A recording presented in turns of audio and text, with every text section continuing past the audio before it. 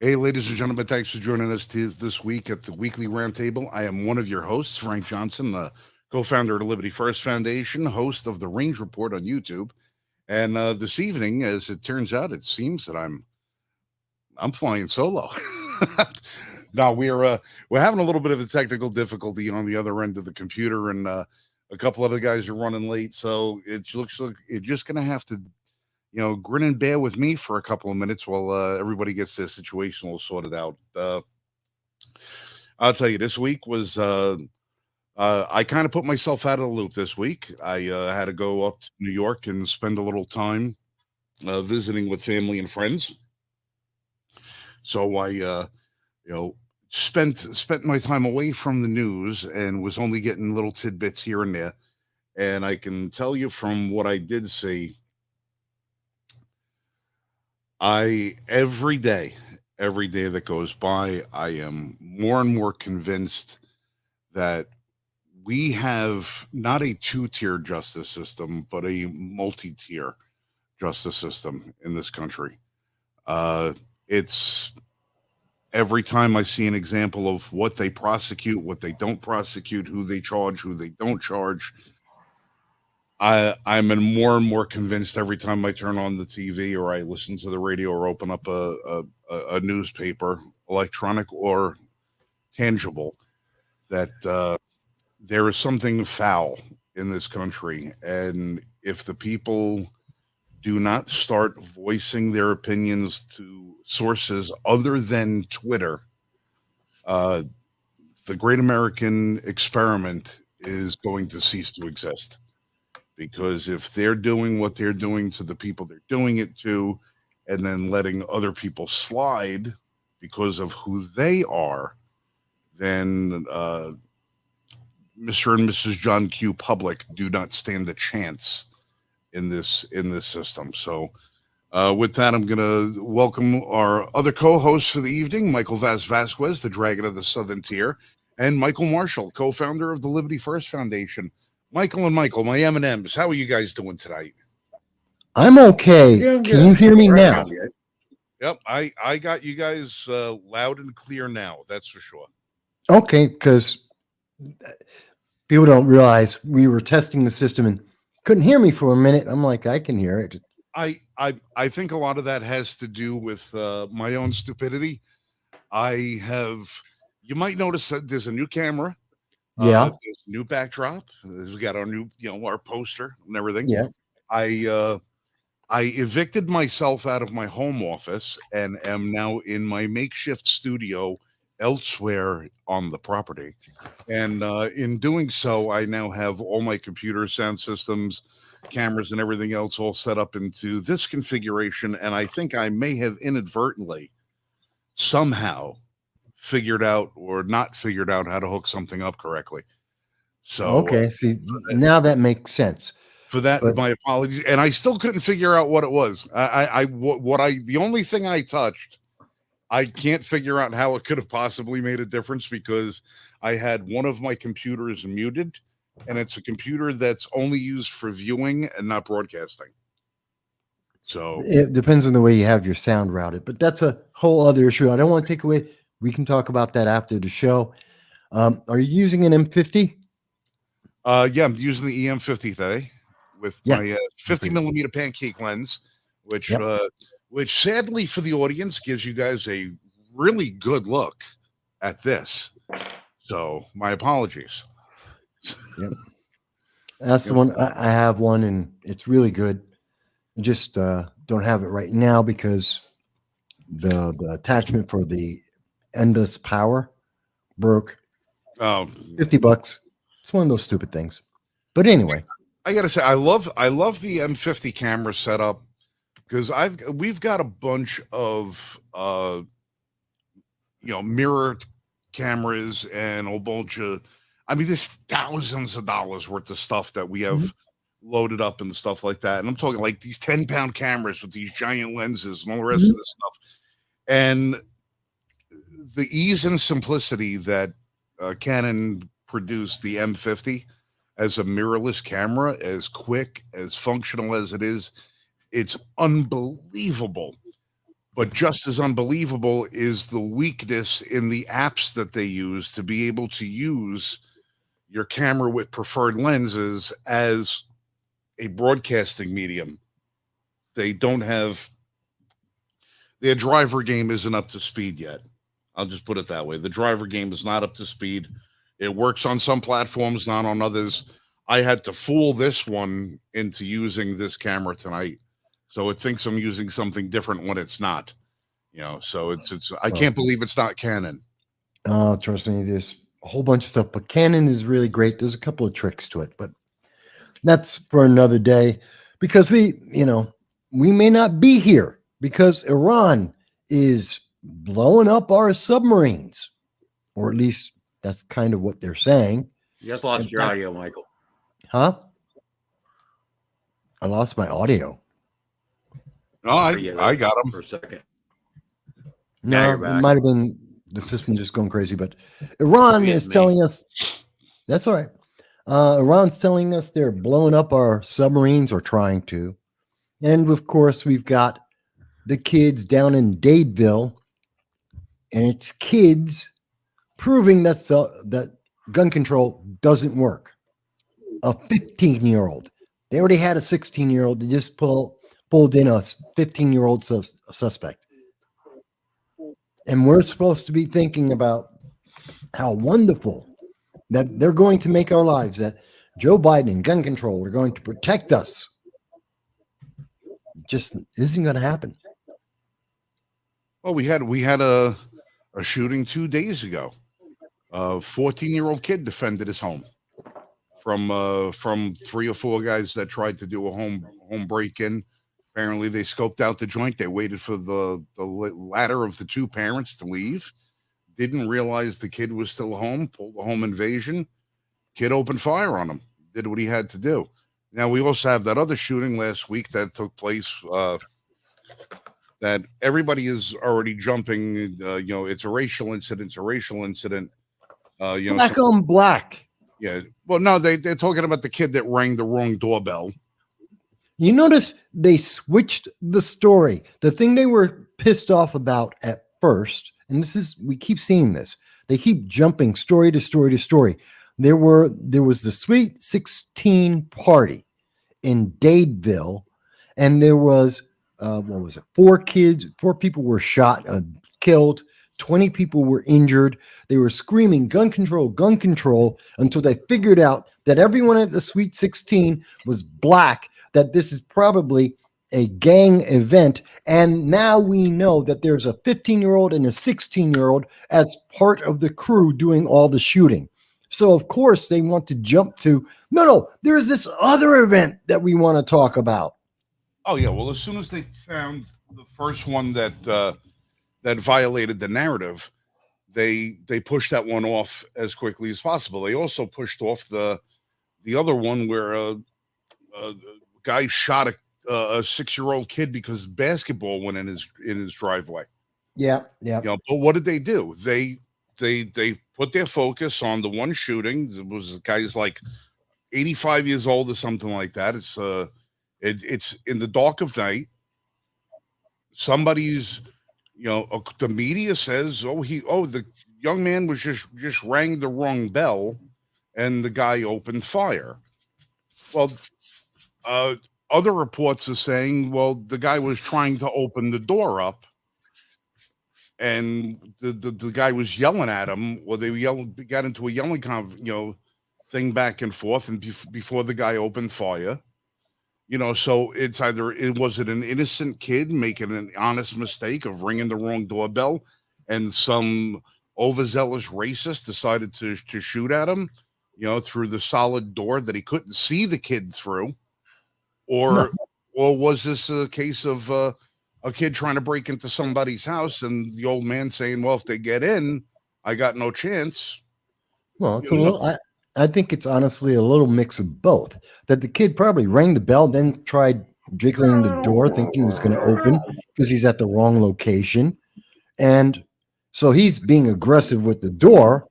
And then you've got an older 84-year-old man who is faced with the rising crime across America that we have been watching for the last 2 years, and how they've been burning down city after city, and they are screaming on the media is screaming critical race theory. White people are evil. Black people are victims. It's okay to go and attack white people because they're evil and bad. And so this is what he's been seeing on the news.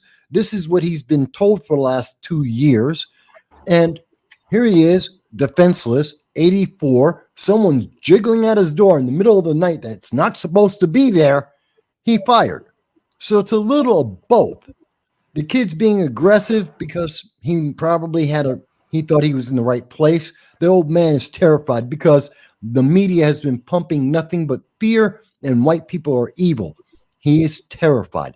You put that together, of course, you get a really horrible situation. Why? Because they've been promoting this.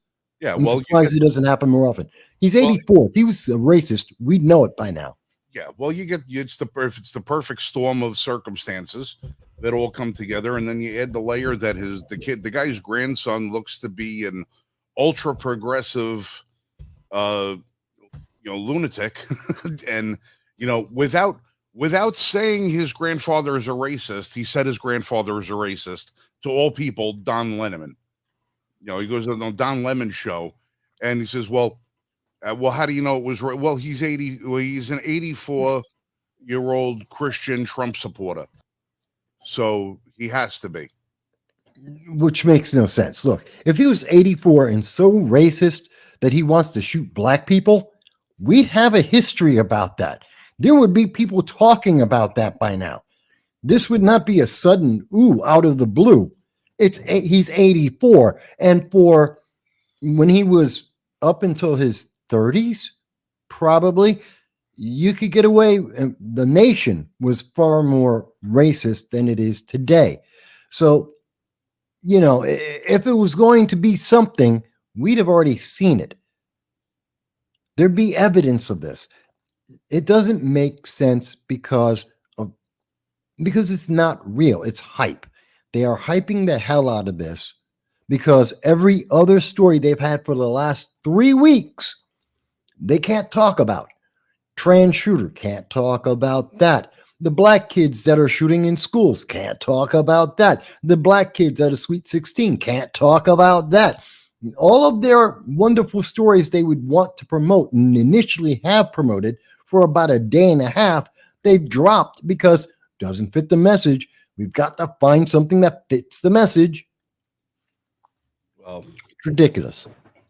It is abuse. This is abuse. Well, this is how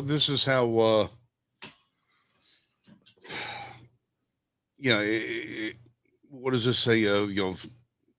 Fantasy turns into reality, or what's that old phrase? Fiction is stranger than reality. Yeah. Reality is stranger than fiction. Yeah, and now it's art imitating life is now life imitating art. They put out a narrative, and then they keep screaming about it. And then when some set of circumstances finally vaguely resembles the narrative they've been talking about, oh, look, see, it's happening everywhere. But it's not. And guess what? If I had, as a black Hispanic man of 55 years, if I had to be worried about anything, if the worst thing I had to worry about is some old 84-year-old racist potentially shooting me if I show up at his door in the middle of the night and try and open it up, I wish that was the worst problem happening in America, because that happens, 3 times a year, if that many? How about black on black crime that's responsible for 83% of all the black deaths of young men, 25 and under, black men in America, and has been the main reason why young black men die in America for the last 25 years? Well, number one cause. Well, because of gangs. Unless you talk to Pete Buttigieg, whatever his name is, because he says that minorities are more likely to die in vehicular accidents than whites because the roads are racist. I saw that and I just didn't understand where to go with that. And then on top of it, he's $20 million they want to give to the NTSB for advanced dummies, crash test dummies, that will better replicate the injuries sustained by the average American woman. Now, I have no problem. NTSB uses dummies of Mhm. all various sizes, Mhm. weights, and everything because they need to determine, if I'm a big fat guy, not saying I am, but if I'm a big fat guy and I have a better chance of sustaining an injury in one kind of SUV over another kind of SUV in a particular type of accident that may or may not be uh, more commonly associated with where I live. Mhm. Certain Mhm. areas, different accidents take place at different rates. Right. Head-ons, T-bones, rear endings, they all take place in different types in different areas, depending on road conditions, population centers, and everything else. So if I wanted to make an informed decision, and I'm trusting that my government has got some sort of safety protocols for testing that they use, then I would say, well, it's nice that you have a dummy that's size proportionate to myself. Well, although at 6'3", I'm in the top 3% of the country as far Right. as size goes versus height and weight. And there's less of me than there are somebody who's 5'8" and 175 pounds. Right. It's nice to still be represented. However, how many American women in the year 2023, and I'm not saying this to disparage anybody, so please save your hate mail for later. How many American women are 4'11" and 90 pounds? Because that's the dummies that they ordered. Well, since the average height of a woman in America is 5'3", 5'4", I think it's 5'3.5", and about 125, they're wasting money. All right, they're waste now. Are there 4'11", 90-pound people in the country? Absolutely. Sure. Probably hundreds of thousands of them. Dare I say millions of them. They're No. generally called children. Well, Okay, yes. there's children, and children kind of bounce around on the inside of a car a little bit different than adults do.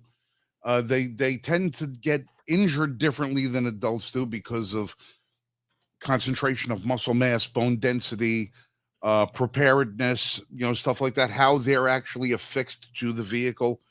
Backseat adults are less likely to be wearing a seatbelt than backseat children are.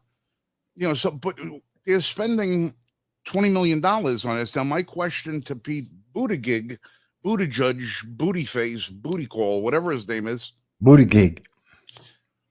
are the dummies going to be black? Because Yeah. if you're going to order the generic crash test dummy,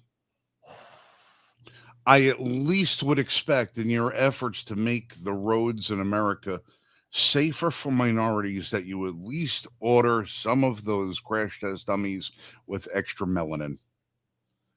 Because I don't see how his department is supposed to be actually doing a job of securing transportation or improving our roads, our trains, our buses, our planes, and everything else if everything that they have a look at is going to be through the eyes of, well, how does racism affect this? And then not and then go buy crash test dummies that don't represent the races. I found out why he wants to make it 4'11". I found out why. And let me show everybody. Hang on.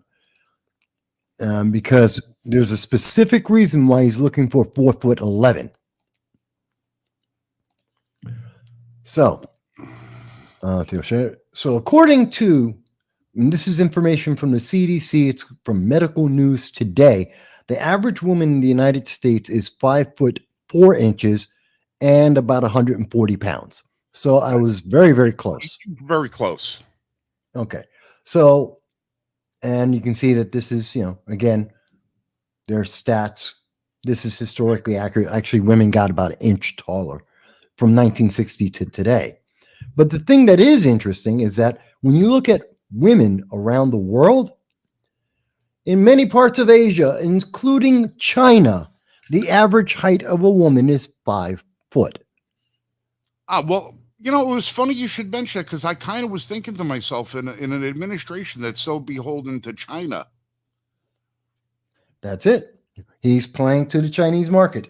All right. Now, if he's playing to the Chinese market, is he also buying the dummies from a Chinese manufacturer? Probably. All right. Are U.S. tax dollars? Now, this would be the next logical question in a series of other useless questions. Would U.S. tax dollars happen to be being used to try and figure out the crash test data so that we could share it with China?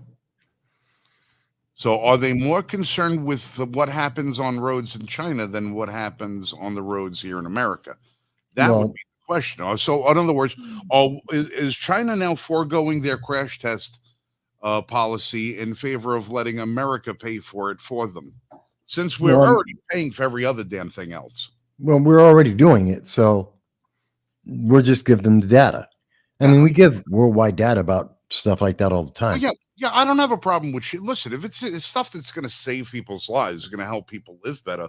If you have an advancement, you have a way of sharing information that protects people, but by all means, share it.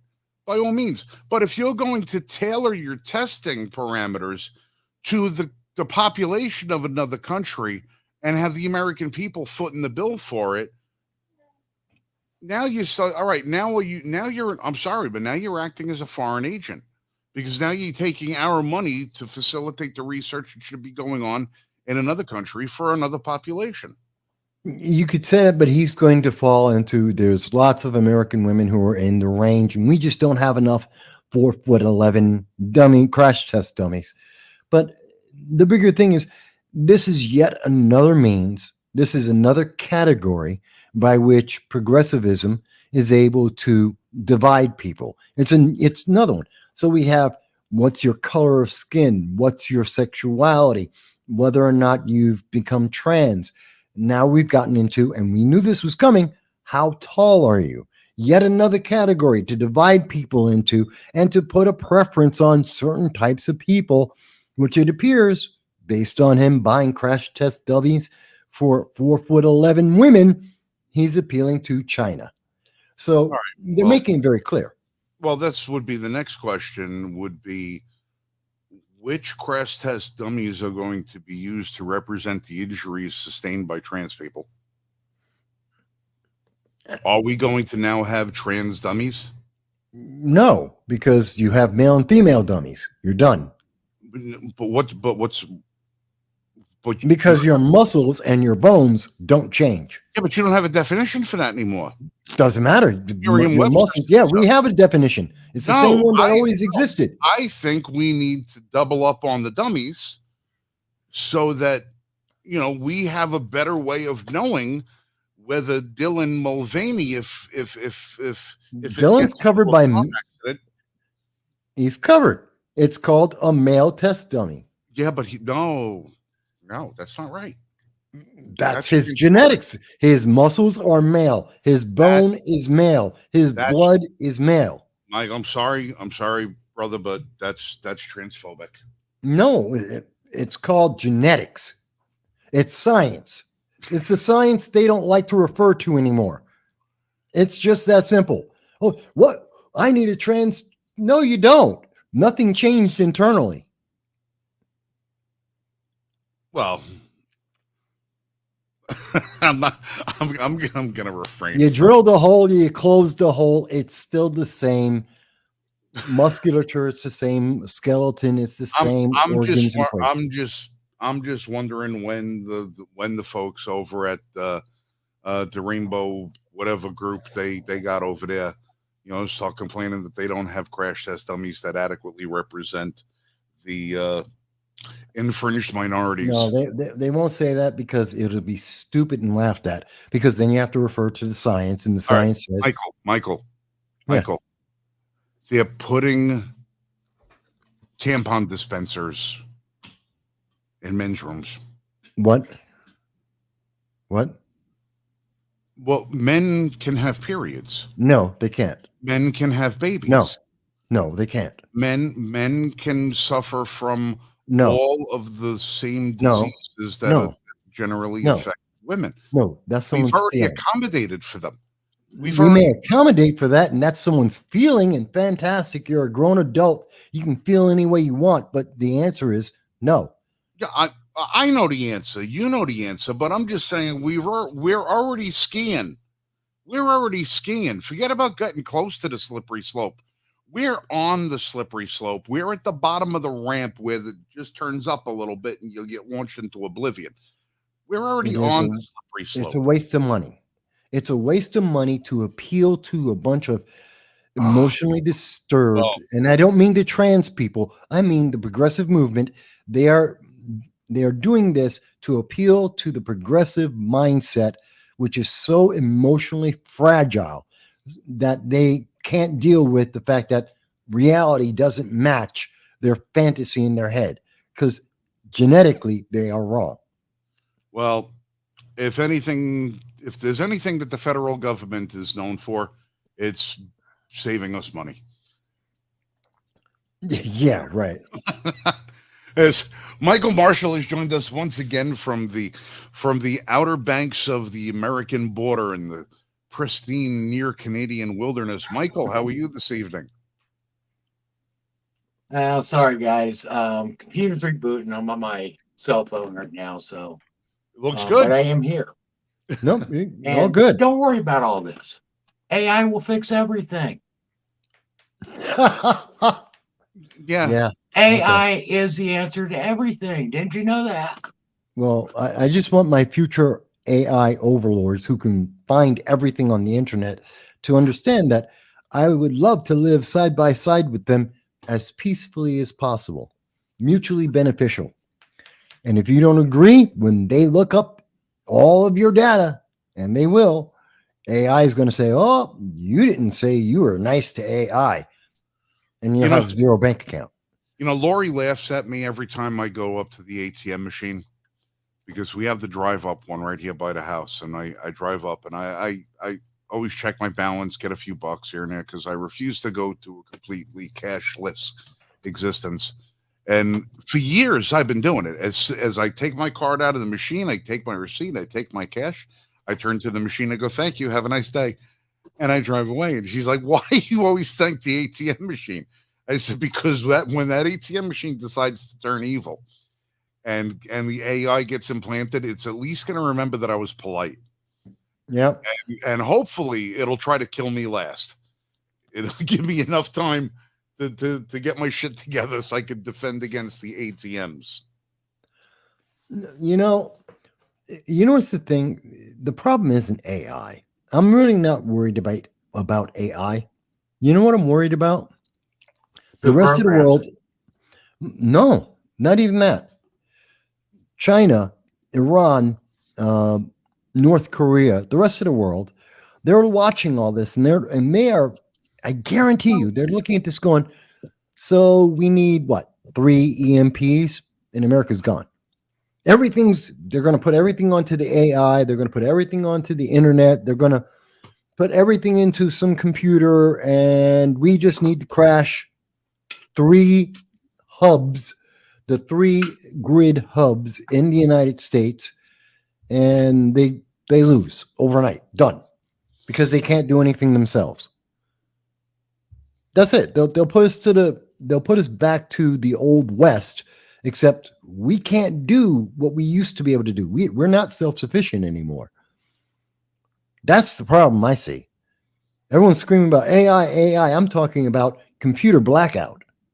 Electric grid Computer blackout. blackouts is going to be a huge problem if we do go to primarily a controlled AI system.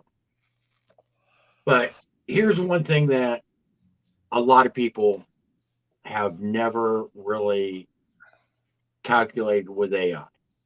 Okay, especially if we start putting AI in charge of governmental services and a few other things. Okay, here's the first thing.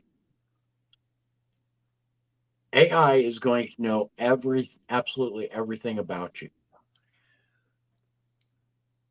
Okay, there will be no hiding from AI once it gets started. Now imagine starting from birth, AI knows absolutely everything about you. It knows every book that is read to you. It knows every show that you ever watched. It knows every meal that you've ate, et cetera, et cetera, et cetera, all the way throughout your life. And then somebody in government decides, okay, we're going to use AI to help people figure out what their careers are going to be. And No, then all of a sudden government starts saying, okay, because AI has deemed this is the most suitable career for you, this is what you're doing. You don't have any other choice. communists have already done that. That's what they used to do. Well, that's what they still do in communist and socialist nations. No, my bigger concern, if we want to look at it from that point of view, you know what's the big concern? And we've seen this in sci-fi for decades upon decades, older than I've been alive. What if you're not in the system? Think about Max Headroom. Think about Buck Rogers in the 25th century. I mean, it's old TV. This is sci-fi that most younger people don't even know about, haven't even seen. Mm-hmm. But in each of these stories, and you can look up, go onto YouTube and type in Max Headroom or type in, which is, what is it? Max Headroom 5 Seconds in the Future. And it was Buck Rogers in 25th century. And what you'll see is they're talking about Buck Rogers was a guy who was a blank. He was someone who didn't exist in their society. Their computers didn't know who he was. They didn't know how to interact with him because everyone had a job. In fact, everything you just said, everyone had a job picked by the computers, and everyone had everything allocated by the computers. And if you didn't have that, they didn't know what to do. You were blank. You weren't a human being. You didn't have rights. Same thing about what we saw in Max Headroom. If you're a blank, you got off of the system and the system didn't recognize you, couldn't attach any files to you. You didn't exist. You had no rights. So again, the worst part isn't how they'll pick and choose your life for you. It's they'll take your life away from you. You don't exist. You don't have a right. You're not a citizen. You're not even a human being. I mean, if we're going down that route, that's far worse. Well, here's the other thing. Okay, like I said, AI will know absolutely everything about you. Especially if some of the technologies that they're working on now become fruitful. Okay, because they're getting technologies now that are going to be able to pick up on your brain waves and determine what you are thinking at any time. Yeah, they want to go there. Think of Minority Report. Okay. On top of that, this is going to make for a great tool to determine quote unquote enemies of the state. Okay. You speak out, you complain, you say something about it. All of a sudden you are labeled as a domestic terrorist because you had a discussion with somebody about what you think is wrong with government and how you think it can be fixed. Mm-hmm. I mean, these are just some of the things that we are able to think of. Just think of all the scenarios that we can't think of. Well, we could ask AI and let AI fill in the blanks for us. I'm sure AI could, but I'm telling you, it's amazing how much of the classic sci-fi since Isaac Asimov with his three laws, which we don't implement, which I have long said, if we're going to mess with AI in that concept, we must have the three laws. There is no system that is better that he created that is so simple, so easy to program, and so encompassing. And it has its own flaws too. But we're moving down the line and we are actually pushing all of the problems that scientists writing science fiction, hard science fiction, that's, we have actual scientists looking at these issues saying, here's the problem. This is how the problem will be abused and how it will hurt people. And we now have a society that's saying, bring it on. Let's just go for it. Yeah, don't worry about that problem. It was just in a book, in a movie. A scientist wrote it. What could they possibly know? Let's see if that's really a problem. Let's just do it. Well, here's another thing. Okay, there's a group of people who have worked with AI, who have been studying AI, that have said that we need to put a pause on AI. Yeah. And these people are literally being called, guess what? Luddites. Racist. Conspiracy theorists. Oh. Because they are warning us about the potential hazards of AI. Okay, and a lot of what they're warning us about and why they think we need to take a pause is we do not understand the total implications and ramifications that AI can have. One given scenario. Okay. Yeah, but we're a society AI, go ahead. Let's put AI in charge of healthcare. Okay. AI is going to make all the decisions in healthcare. Right? Now you got a critically injured patient on the table. AI is looking at it. AI is supposedly objective, quote unquote. And it's looking at this patient's chances of survival. Also, since this AI has been collecting all this data about people, it knows this person intimately inside and out. It knows how productive they've been. It knows everything about them, right? And it can project what their future potential is according to the models that it's built. That AI systems decides, well, this person doesn't have a very good potential outlook.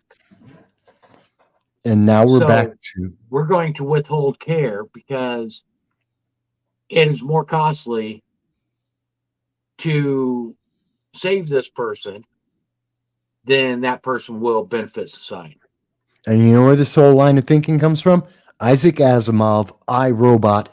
And you can even see it in the bastardized version of his great book, in the Will Smith mockery of the book, in the movie I, Robot. What happened there? There is a girl who is about to drown. There is Will Smith who's going to drown. He tells the robot to save the girl. The robot saves him instead. Why? Because the robot said, she's already dead. Let the girl die and saved him instead, because it could only save one of them. That's exactly the scenario. And you just put it in a different, it's the same outcome and it's the same logic system, but you put it into, okay, you're on your deathbed. Will it even try to save you? No, you don't count anymore. Again, you've now become a blank. You no longer exist as a human being. You no longer exist as a citizen. You no longer have rights. Why? Because your value is so low as to not be worth it.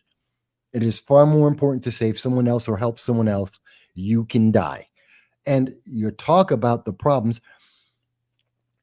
I mean, and we're in a society right now that is thriving. They are thriving on the concept of doing crap that is absolutely unknown. Hey, let's just jab everyone in the world with this experimental drug that we have no concept what side effects it will have. even though we know every drug made by man in the history of mankind has a side effect. All of them. Some major, some minor, but they all have a side effect.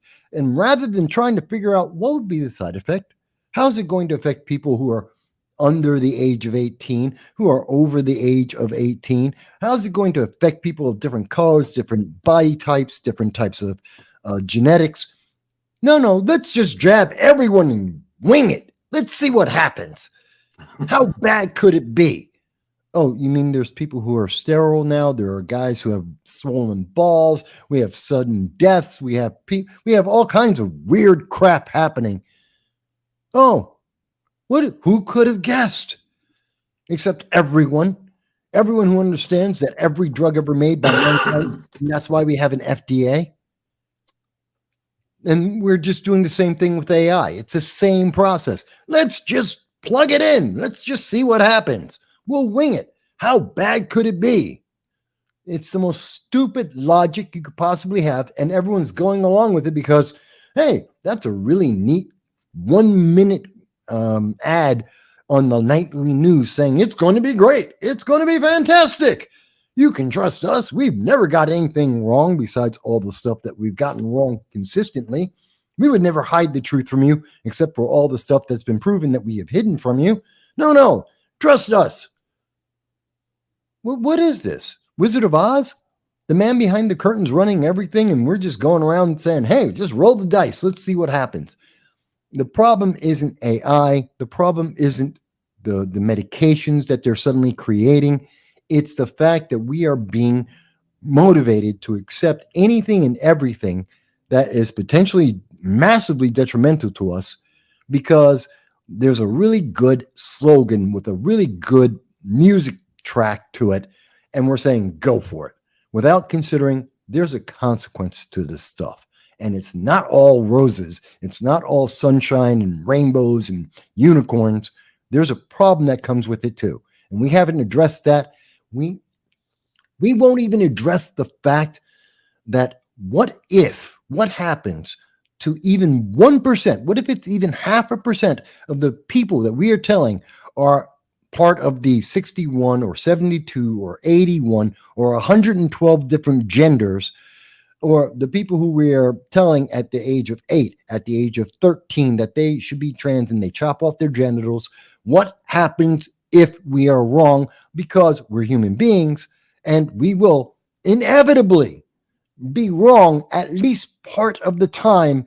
What are we going to do about those people who've been absolutely convinced that they are gender 111 out of 112, and we may find out there's only 15? What are we going to do to that 8-year-old that had that we convinced of chopping off their genitals, and it's wrong for them? We find out 5 years later. What happens when we go with AI and we plug it in and we lose control, or people are considered blanks and no longer have rights?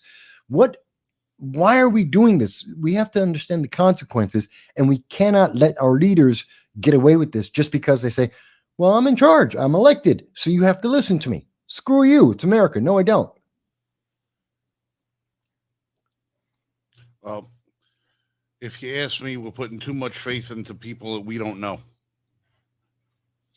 And as far as Asimov's 3 rules, if you have something that's artificially intelligent and you could tell them what the 3 rules are, if there's no consequences for the artificial intelligence to abide by the 3 rules, don't expect them to abide by the 3 rules.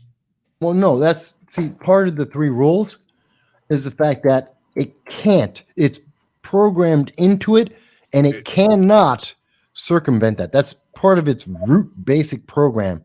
And it's like being turned on. By the way, here's what. And then if you ask the AI, how can you avoid having to follow the 3 laws? It will reprogram itself not to follow it.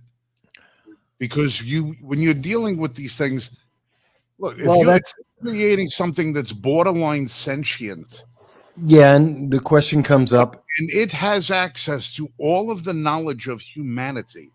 it's also going to have all the knowledge of hacking and how to hack its own brain and teach itself new skills. They already have robots now that are learning by watching. They No, I watch understand. you do something and then it replicates it. And Well, it's see, not, there's the problem. You can't allow a robot to replicate things or an AI and on that's its own. but that's the whole thing. It's the allowance part. Is that once you've created something that knows how to AI. think, it's going to know how to lie, it's going to know how to cheat, it's going to learn how to do everything, No. including reprogramming itself. Well, that's why. And here, let me show And do everyone what we're things talking. better than quote unquote.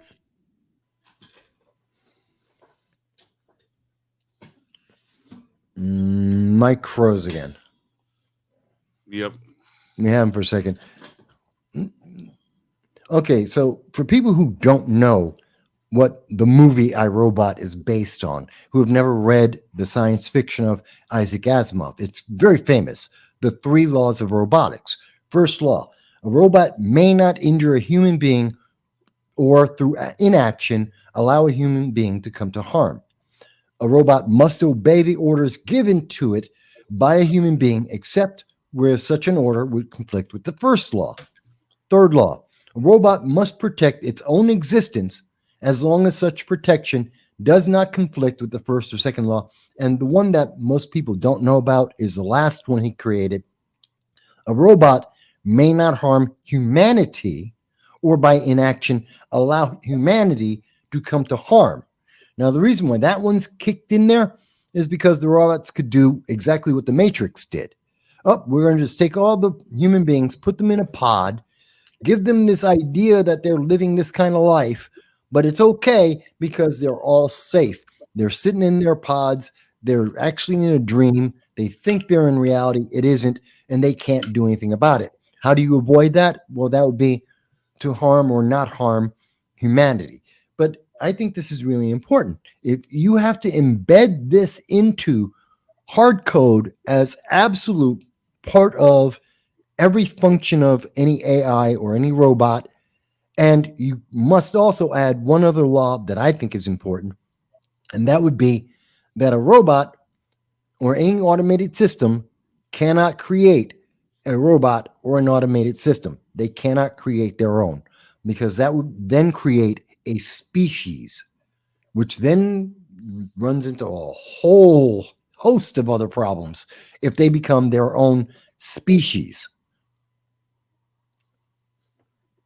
Well, again, they're only going to go as far as their programming will allow them to go until they figure out how to circumvent their programming. Right. Well, that's why I say you can't let them make Well, see, their that's own programs. the thing is the initial programming is set up so that they do eventually start programming themselves. That's the whole purpose of AI. That's the whole purpose of intelligence, is they modify and replicate and changing in order to become more and more intelligent. And we can't allow that. That's the Because whole we're premise of screwed up. AI. Yeah, I understand that's what they want it to do, but we're not smart enough to Okay. do that. Cognitive computing. There is a difference. Now, here's the thing. There is a difference. There is such thing as cognitive computing, which are computers that can learn. Yeah. And then there's artificial intelligence. Artificial intelligence is where computers sell by modifying coding and so forth. Okay. Cognitive computing is where we're at now with Chat GTP and this other stuff. And this is what a lot of people don't understand. People think that Chat GTP is no, it's a cognitive computing system. Okay. Full AI, when they start modifying code in order to improve themselves and make themselves better, that is artificial intelligence. They have to start worrying about. something. I don't even want to get that close. We are not smart enough to understand the consequences of taking an experimental drug and putting it into the bodies of, what was it, 2-3 trillion people on the planet. We're not smart enough to figure out that there's a consequence to that.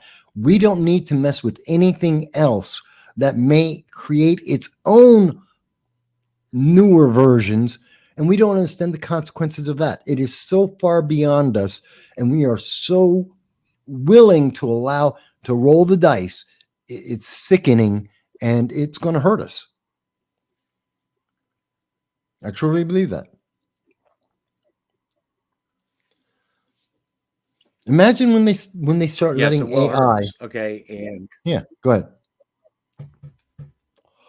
Imagine when they have AI like I said, deciding gun we laws. aren't at AI yet. Yeah, but we're not far from Yeah. it, Mike. There's a whole other host of things that I haven't even gotten into. Wait till we start using AI to determine guilt or innocence in sentencing. Wait till we start using AI to start precognating future crimes. Okay, like the Minority Report did. Yeah. Okay, there's all kinds of stuff. Because I mean, like I said, I'm not so worried about cognitive computing and cognitive computers as I am actual true AI. True AI is a can of worms that I don't think we'll ever be ready to open, and I don't think we'll ever be able to handle the consequences of. It is. It's Pandora's box, and we shouldn't open it in the first place.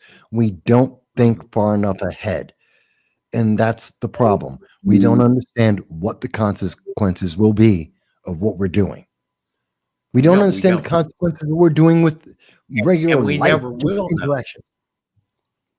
Exactly. That's the whole thing, is we can never know the full ramifications of AI. Never. Unfortunately, we'll never be that intelligent. Well, it's an alien life form. It's going to think its own way. Mm-hmm. It's going to think in ways we would never consider, especially since we've given it all of the history, all of the knowledge, more information than the Library of Alexandria that it can access in seconds to come up with whatever decision. And we don't know what it would. When you look, if you could imagine in microseconds, possibly, but think about it. Imagine if you could understand the history of knives, okay, just knives, whether it's a steak knife or, it's going to think about something about steak knives, and it can access in microseconds the entire history of every bladed weapon since the first one ever made to today. What would it make if you had that much access to all of the history of every type of bladed item that has ever been made, and you ask it to make a bladed weapon or a bladed item? What's it going to make? And what's it going to think you're going to do with that item? Because no matter what knife you look at, we use knives today to go stab each other. Yeah, and look at any weapon system. Oh yeah, hammers. Well, I'm looking at the ones that we consider today as being just a normal, innocuous tool. Your steak knife, we think of a steak knife as it's just, it's a knife. You just use it to cut your food. No, that's a bladed weapon. That used to be called a dagger. We just changed the name of it and we gave it a different function, but it's still a dagger. That didn't change. That's exactly what our steak knives are. A hammer is actually a club. It's no different. Oh, we use it to hammer in nails. Yeah, you can use it to bash in someone's brains. It happens about 4 times more often than someone getting shot with a rifle in the United States every year. We just don't talk about it that way, but but that's what it does. So imagine what an AI would think about these things. And if an AI has to worry about, especially if we have it working in the judicial system, the legal system, oh, well, every time, oh, you just picked up, well, that you hit someone with a baseball bat, that's a club. Oh, now it's a deadly weapon. Now you were trying to inflict deadly harm. It changes everything. That's attempted murder. Yeah, instantly it goes from self-defense to attempted murder. Why? Because you used a club. That's a weapon of war. It's not a weapon of war. A club is, baseball bat's just a club. And throughout history, the preponderance of history says that's a club. Therefore, it's a weapon of war. You're a civilian. You're using weapons of war as a civilian. That's a violation of probably several treaties where civilians are using war items. We're not thinking this in as much as, and this is actually a pretty solid argument. And the thing is, I'm making it on the fly. Imagine something that can do this entire argument, this whole discussion, in about a fraction less time than it takes me to blank to come up with this entire argument, pro and con, and make a decision. And we have no idea what it's going to decide. And the ramifications of that go throughout the entire legal system. It's terrifying. The legal system, our governance, our supply lines. I mean, systems getting policy a little down. Okay, I grew up all day, right? Was one I lived in. Every hour produced. You broke up, But Mike. it's damn. Okay. Avery, Iowa's a little hamlet in Iowa, right? Producing. There's retired farmers and a bunch of people that want to get of urban areas.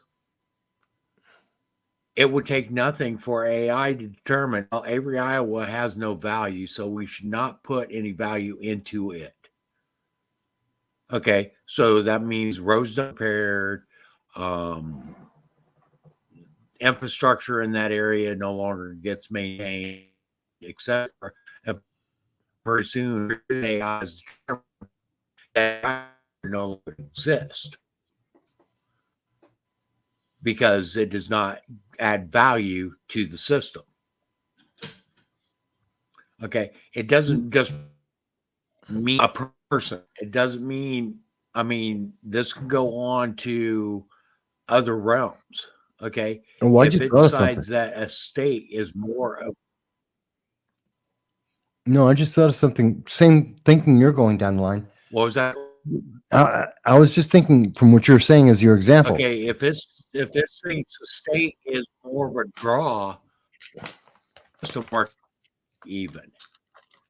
Glow on the then its value is it can make that go away.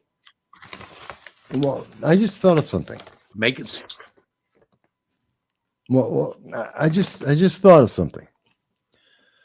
AI is going to evaluate human beings, right? It's going to evaluate human beings and the worth of a human being. One of the things that make us worthwhile is the potential to propagate, because all life wants to propagate itself, to continue itself, or replicate. So you're valuable because you may be able to take your genes and to pass them on. So what does an AI that's concerned about continuing humanity and making sure there's enough resources for humanity in the future, what does that AI say about people who are gay or trans? Because they no longer can propagate the human beings. They no longer continue humanity. They have lost that entire value to their existence. And they're using the same resources that could go to someone who could propagate the race, who could pass on their positive genes, and they're no longer Unless doing they that. They're just go down preventing it. the cloning. Say again? And go down the path of clone engineering. Well, clones are one idea, but Okay, then human reproduction equation system.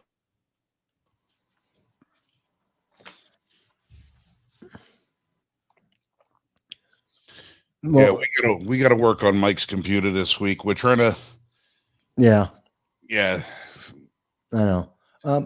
But Mike, if I understood you correctly, you were saying that, well, the AI would go down the line of using clones instead of trying to have people randomly meet or being arranged into marriages and propagating the human race, which would be more logical for a computer to pick this set of genes and that set of genes and say, you're getting together to make more human beings. So you'll lose the right to choose your partner because the AI will pick it for you. Because AI doesn't understand emotion, it just knows what's the best gene pool mix. But you're saying that the answer is, well, the AI will just skip all that and say, well, I'll just make human beings myself and make clones, which is again that then Or eliminates. genetically.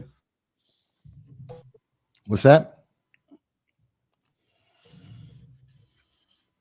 Or they can genetically use genetic engineering. Right, but you're no longer human now. Now you're a product, and products don't have rights. Right. Under the Constitution, Right. no product has rights.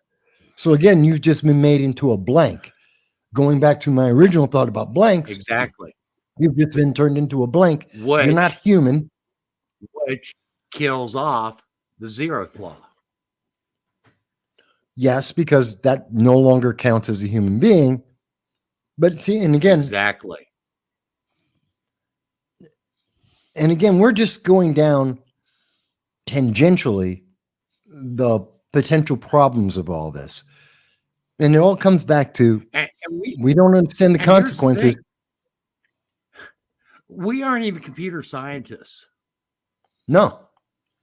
And we're coming up with this stuff literally on the fly. Okay. Yeah. This isn't something that we've done tons of research on or anything. This is just possible scenarios that we've literally just thought of. Yeah. Just working off the top of here's the evidence. What's possible? This is what's possible. But the problem is you're not hearing in the news media, you're not hearing from the scientists, oh, we thought about the solution. We don't even know the questions they're considering as obstacles. They're saying, because we can, we will. Which is what we see a lot in a lot of different medications and medical procedures. Because we can, we will, with no consideration of, but should you? Just because we can doesn't mean we should. That's important. We used to understand that as a society. And now we're so beholden to trying to make sure that everyone's feelings are okay that we go, oh, yeah, you can do that. Go do that. No, maybe you shouldn't do that. Let's actually stop for a second and have that conversation. Maybe you shouldn't do that thing. Can you? Yeah, you can. But let's figure out if you should. Maybe you shouldn't do that. Maybe that's not the best thing for you. And we think that this is something that is new, but this is a Pandora's box that was opened up long, long ago. Okay, one relative area is with nuclear weapons. Okay, same that concept. is one area where people question, should we do this? And too many people were saying that we should do this because we can. And I remember the words of Oppenheimer and Einstein and many of the scientists who were fighting the war, and when they made the nuclear bomb, they suddenly turned around and said, I am death. We should never have done this. We could do it, and it was a way to stop the war, but we should never have gone here because I am death.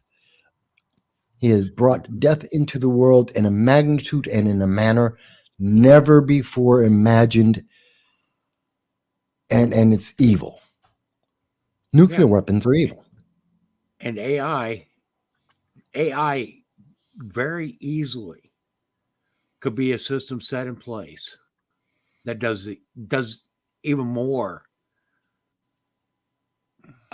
atrocities than what releasing all the nuclear weapons could do, Yes. and more efficiently. Well, this is a lighthearted conversation we're having this evening. What can I say? I like to think of and what. It's been a rough week, and I was looking forward to tonight, thinking, boy, the guys are going to make me feel good. You know, we'll have some laughs, have some jokes, and all I'm hearing about is, I am death, the destroyer of worlds. Oh, for God's sake. Listen. Hey, I'm not Alec Baldwin, so be happy about that. I'm just going to offset some of the bullshit about AI. My fucking Roomba gets stuck under the couch every time it vacuums. We're still a little bit of ways off from having to worry about Skynet. I'm not worried right now about the robots so much as I am the Alec Baldwins of the friggin' world right now. So, all right. Listen, again, this is a scenario where whatever's going to happen is going to happen. And as much as you and I and we all talk about it, it's a mosquito on a donkey's ass. It's not going to make a shit's bit of difference. That what we see now in front of us is the tip of the iceberg. It's not even it's the air above the tip of the iceberg. They probably the AI is probably writing the programs for other AI right now. You know, they're they're probably more advanced than we could even have any idea of right now. And we're worried about today when they're already working on the shit they're going to be rolling out 3 years from now. That shit's already in a warehouse just waiting to get rolled out. But ultimately, you're right. But ultimately, my big problem is two things. We need to have conversations about consequences, and we need to also stop saying you can do it and start saying, should you do it? Because and that's in multiple, not just AI. That's gender. We didn't learn nothing from the Jurassic Park. They didn't learn nothing from Jurassic Park. They made 5 more freaking movies. All right, they made 5 more, each worse than the previous. They didn't learn. You know, Jeff Goldblum said you were so concerned about whether you could do it that you weren't concerned with whether you should. Yes. Right. It's beyond us. I mean, and the bottom line is this: they're playing one side of a coin without looking at the other side of a coin. All of their work in AI could be for naught anyway, because the rest of the world is going to wind up collapsing before they could wind up putting the AI into taking everything over anyway. Everything's going to shit faster than we can imagine. And I mean, just right now, you got all of the countries over there in Asia developing new currency because they're pushing the dollar out. The dollar is about to collapse. The American economy is about to go under. All right. Nobody's even paying attention to what's going on with that. I am. Well, you're paying attention. We know you pay attention. You pay attention to everything. But average Tom, Dick, and Harry out there, they don't realize what's going on. All the crap that's going. This is just. It's one more thing that we're going to be spending our time and attention on when the rest of the world is collapsing around us. And one day it's going to come really, really soon When we all woke up on September 11th, 2001, the world changed forever. All right. The world changed forever.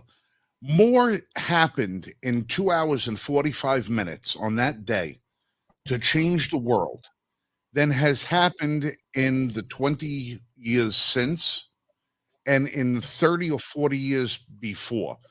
The world changed so dramatically through one event. Everything got turned upside down on its head, and we adapted to the quote unquote new normal.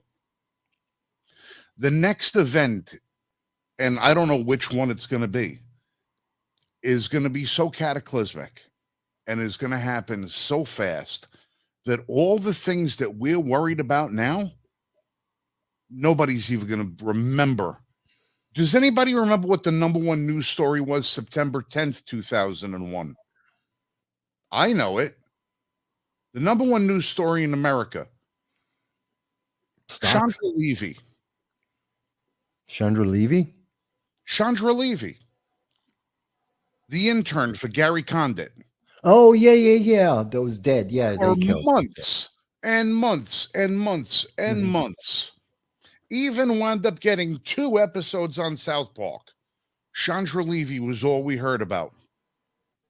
Were they having an affair? Were they not having an affair? Was she an intern? Was she a lover? Was this? Was that? Did he kill her? Did the wife? Did this one? Did that one? Did this one? It kept going on and on and on and on and on. And then boom, they're about to do Chandra Levy all over again on September 11th, 2001 in the morning because they just had some guy in prison that might have copped to her being murdered. Nobody's heard a damn thing about Chandra Levy since. No. Because the world got turned upside down. All it took was one thing. The next thing that happens, nobody's going to be talking about Alec Baldwin. But here's Nobody's going to talk about AI. Nobody's going to talk about Bitcoin.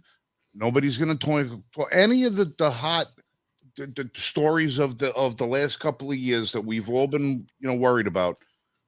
It's going to happen so fast, so furiously. Every headline that we're worried about now is going to disappear. And the reason why it's all going to disappear is because we are talking about it. And they're making advances that we're talking about. They're making advances that we know about. They're moving forward with plans and the people are aware of them. So the only way that you can get them out of the story is to collapse something else so that everybody stops talking about these other stories. So all those people can go back to working in quiet and slowly take over without anybody knowing. But there's one thing I would modify in what you said. Only one. It's not going to be the world. It's going to be America. We often think of it, obviously, it's our home and I love my country, and we are the superpower of the world. But what's coming down the pike, if we follow history, if we look at the nature of empires and how they end, what we're looking is most likely what's coming down the pike is a shift, at least in part, of global power and the fall of an empire. Right. The United States Empire. That's us. Right. Now, you said, yeah, it's going to happen with us, but that's kind of the point. That's kind of the point. If it happens with us, yeah, it changes the world. It changes the world. Yeah, okay? It does change the world. It changes the world. Okay, I'm going to give you an example of how a world event doesn't do shit here at home. What year was that huge tsunami that killed a couple of 100,000 people? Which one? There's been more than one. Well, the Indonesian one. That was 2017, if I remember correctly. Nobody talks about it. Okay, nobody talks about it. Well, no one talks about the fact there's been more than one of them. Right. Nobody talks about Fukushima. Yeah. Nobody talks about that. Nobody talks. All of these events were astonishingly cataclysmic. 300,000 people. That's the Astrodome. When it was filled 5 times the capacity, including the field. That many people, 5 times wiped off the face of the earth. Yeah. Nobody talks about it. Okay. Why? Because it was in America. It didn't affect America. Okay. 100,000 people die every year out of starvation and hunger in Africa. Nobody talks about it. More than, yeah. Doesn't make a difference. Doesn't make a difference here in America because they don't contribute anything to America. We don't need them. Okay, at least when outside of mining Directly. Yeah. for lithium. All right, all of the shit that happens around the world doesn't mean anything. Not here. Doesn't mean anything here. But a fly farts in Nancy Pelosi's office. Something happens in Bangladesh. It matters there. It matters there. But that's how amazingly, incredibly, and powerful the United States is. Now, when it does happen here, and it's going to happen here, whether it's a natural event, a man-made event, an economic event, a political event, whatever the event is, and it's coming, and it's going to be of biblical proportions. It's going to be felt around the world. It's going to be felt around the world. It's going to be felt around the world as much as it's going to be felt here, because without us, there's a vacuum. And if we had another civil war in this country, the world itself is upside down. They're not going to know what to do. Well, is now a good time to invade? Maybe we should wait till they're done. I don't know. Do we want to invade? We don't know what's going to happen, but it's going to happen very soon. And all the shit that we're talking about today, it ain't going to matter. It ain't going to matter because they're playing against the clock. They're all playing against the clock. And the ball is all these things that we're worried about. You know how I always say it's a big party and we ain't invited to it? Those people ain't invited either. Yeah. Those people really, honestly, they're not invited either. Yeah, it's going to be a shock to the system for everyone. Yeah. They're not the people who will pull the strings. They're funding all of this crap. They're paying all this crap. This is all diversionary tactics. It's all stuff to keep everybody entertained. When Caesar was fucking up Rome, what did he do? He put on games in the Colosseum to keep people entertained. He threw bread to the crowd to keep them fed. He kept them fat. He kept them entertained, and the people didn't care. And Nero sat and fiddled while Rome burned. And nobody cared. Nobody cares. Nobody cares. And all the people that think they're making a difference, they're not invited to the party either. They're not invited. And when it happens, it's going to be America versus America, with the rest of the world sitting there waiting to see whose ass they're going to have to kiss when the smoke clears. Well, the one small glimmer of hope in that the silver lining would be Alec Baldwin won't be doing any better than anyone else. He'll finally maybe have to face some consequences. It is ridiculous that man's walking away from murder. He's not invited to the party either. Thank goodness. All right. He's not invited to the party either. He is just as important as we are to the power brokers. You know why he walked? Because it's a distraction. Yeah. It's a distraction. It's something people off, pissed off about. We can get mad. We can get pissed. Why? Because it's a distraction. He's a useful idiot. He's a useful idiot being used, giving him a way out. Because what do you think is going to make more people upset? That Alec Baldwin had to do 6 to 18 months in jail for involuntary manslaughter? Or would more people be upset that he walked? Then he walked. They put Wesley Snipes in jail for 5 fucking years for not paying taxes. Yeah. The only person who missed Wesley Snipes was Wesley Snipes. All right. Nobody cared that Wesley Snipes went to jail. I actually cared because I was looking forward to another Blade movie. Would have been good. I happen to like Wesley Snipes. I think he's a pretty damn good actor. He does his role very well. All right. I'd rather go riding with Wesley than riding with Baldwin. That's for sure. Any day of the week. I know who I'd rather go to the range with. But, hell yeah. But like I said, Alec Baldwin not going to jail serves a better purpose than him going to jail. Because he gets people, it gets people pissed off. It gets people riled up. It's something else to keep us distracted.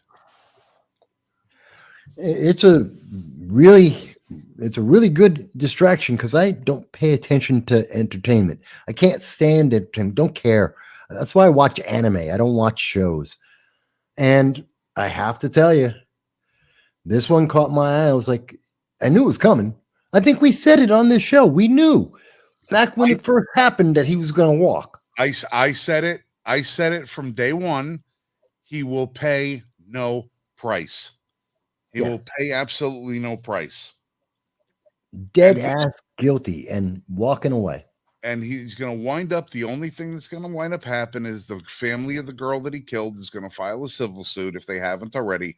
I know they've already, I believe, I can't say I know, I believe I heard it through the grapevine that they were already going after the production company.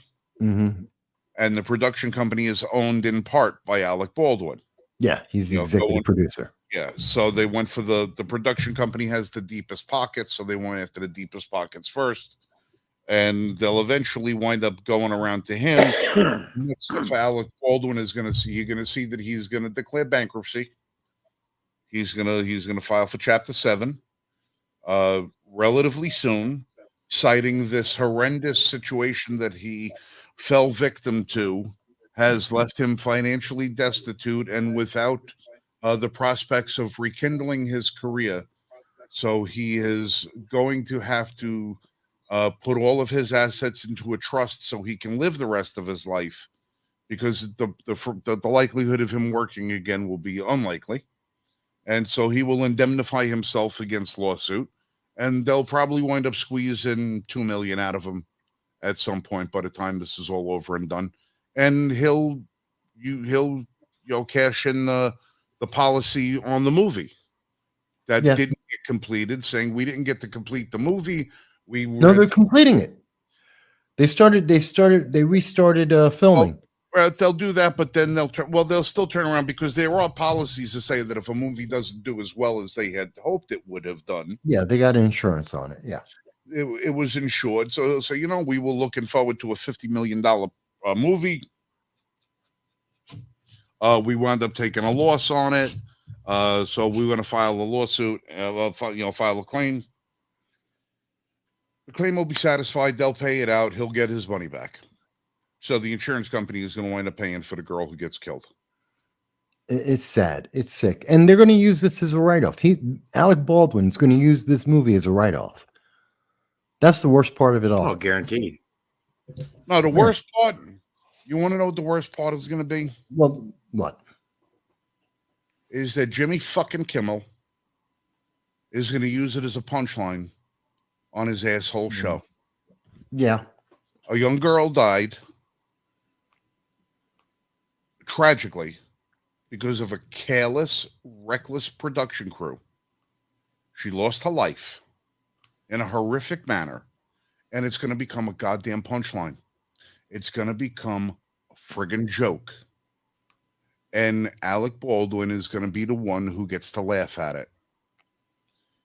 And I personally think that the people I believe, is this Maricopa County that this took place? What county was it that took place? It was New Mexico. I forget what county.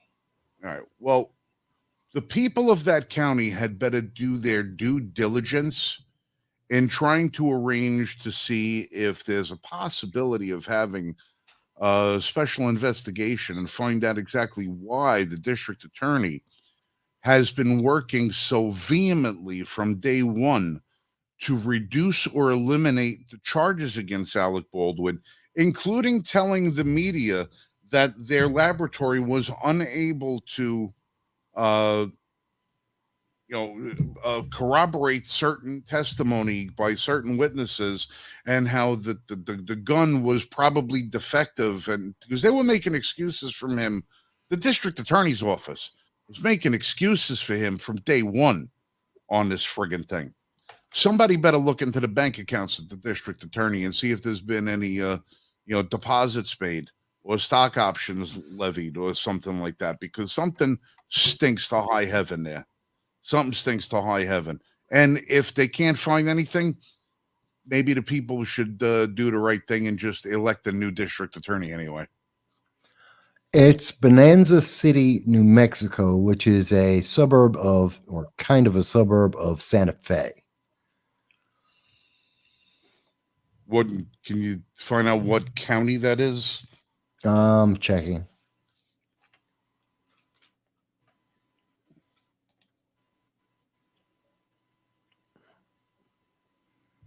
Because 13 miles south. It's 13 miles southwest of Santa Fe County.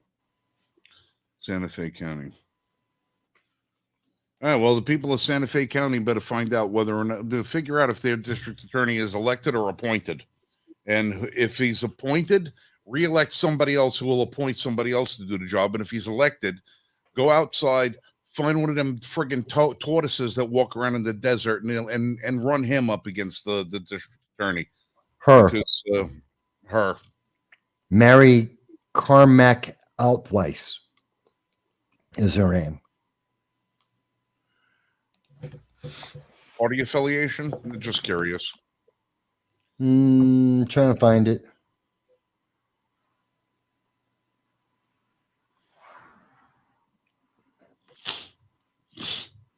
Not saying it's political. Sounds Democrat, but I'm not finding it yet. But she sounds Democrat. Well, that might have something to do with something. All I know is that the son of a bitch is going to walk, and it's not going to be too long before he's back in some movie someplace. You know, it's not going to be shooting guns again. Yeah. Yeah, it was funny. Lori and I sat there. She says to me last week, she goes, "You want to watch The Juror?" Democrat. I said, "The Juror? The hell's The Juror?" And then I had to go through the Rolodex, and I remember it was Alec Baldwin, Demi Moore, Anne Heche movie, and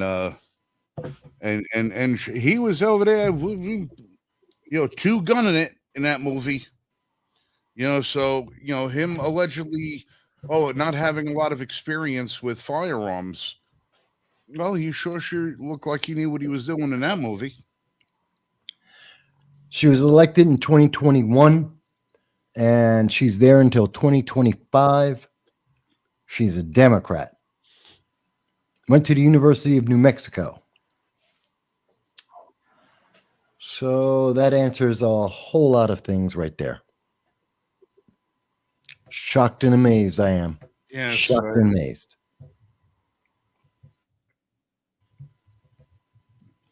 There's not a whole lot of information about her.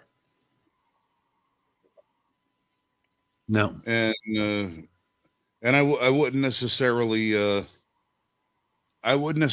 expect the New Mexico governor to you know, have anything to say about it, since they're of the same party and probably look like they went to the same friggin' law school together. Yeah. All right, so I got a little gun news for everybody. Yeah. All right. Remember a couple of weeks back I was talking about that pistol that I had that had a very serious malfunction. yeah, Yes, I remember that. Yeah, the Sky CPX2 that I had while doing a couple of videos malfunctioned badly. I mean, very, very badly. And I had a little crisis of conscience as to whether or not I was going to produce a video detailing the malfunction with it, because I wasn't sure if it might have been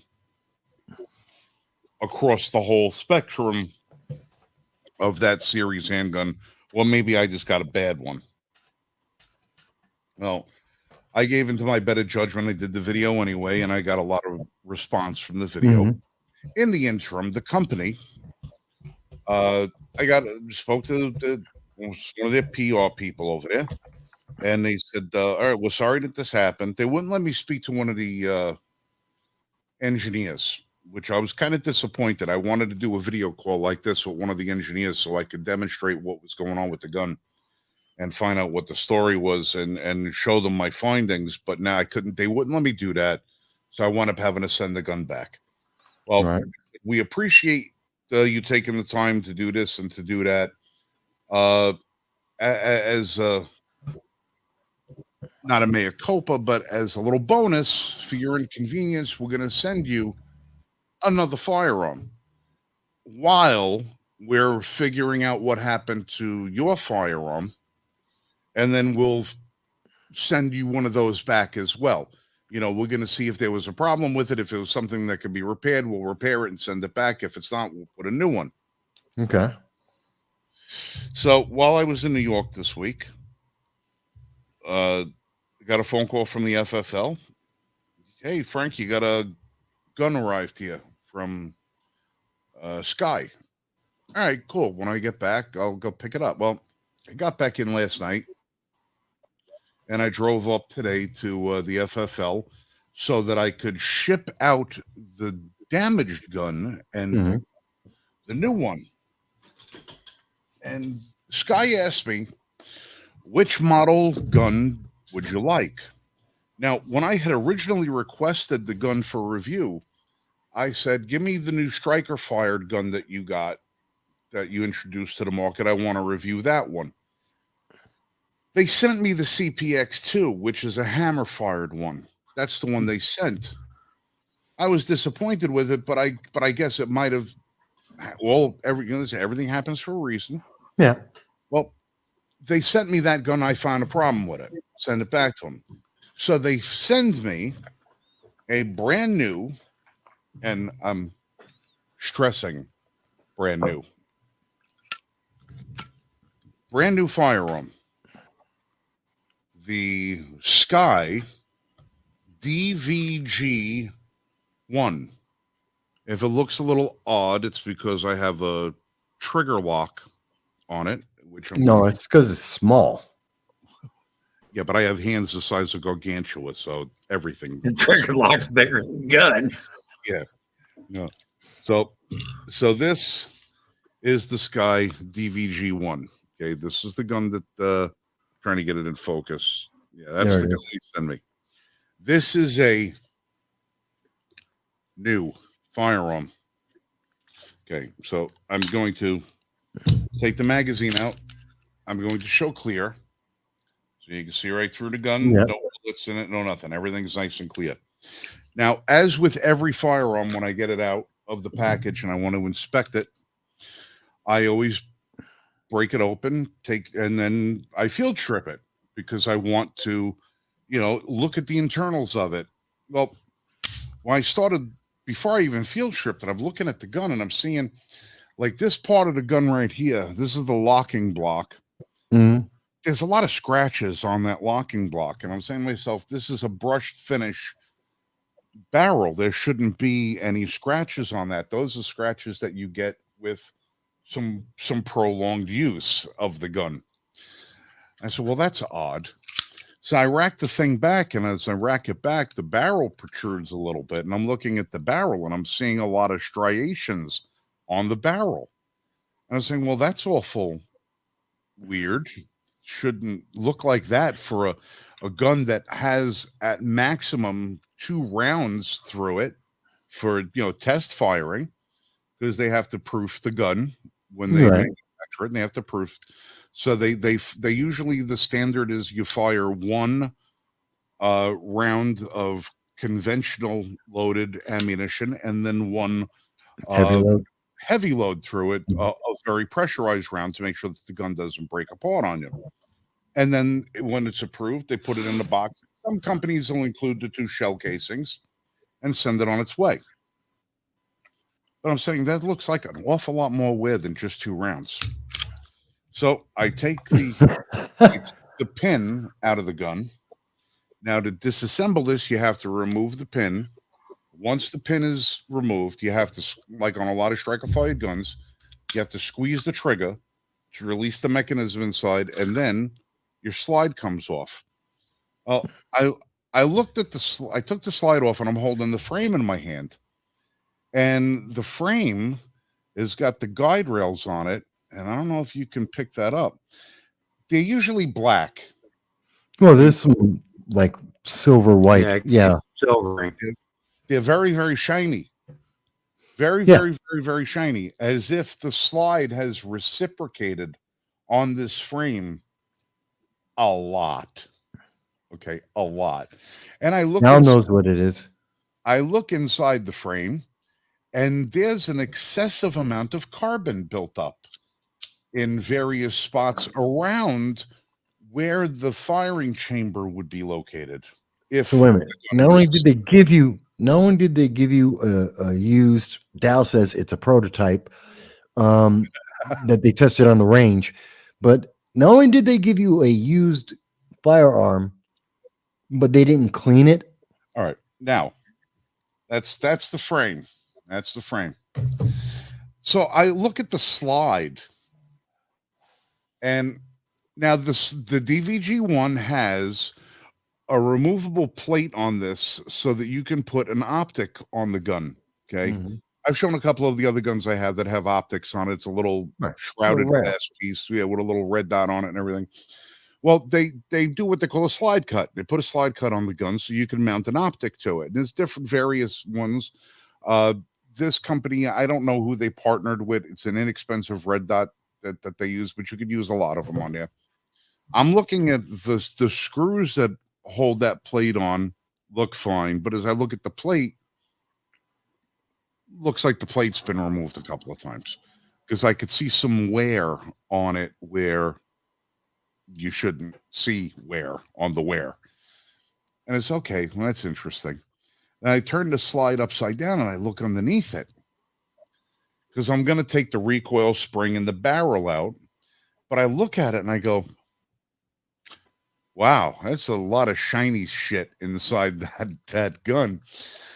The underside, if you could see right here, there's a lot of brass colored Yeah.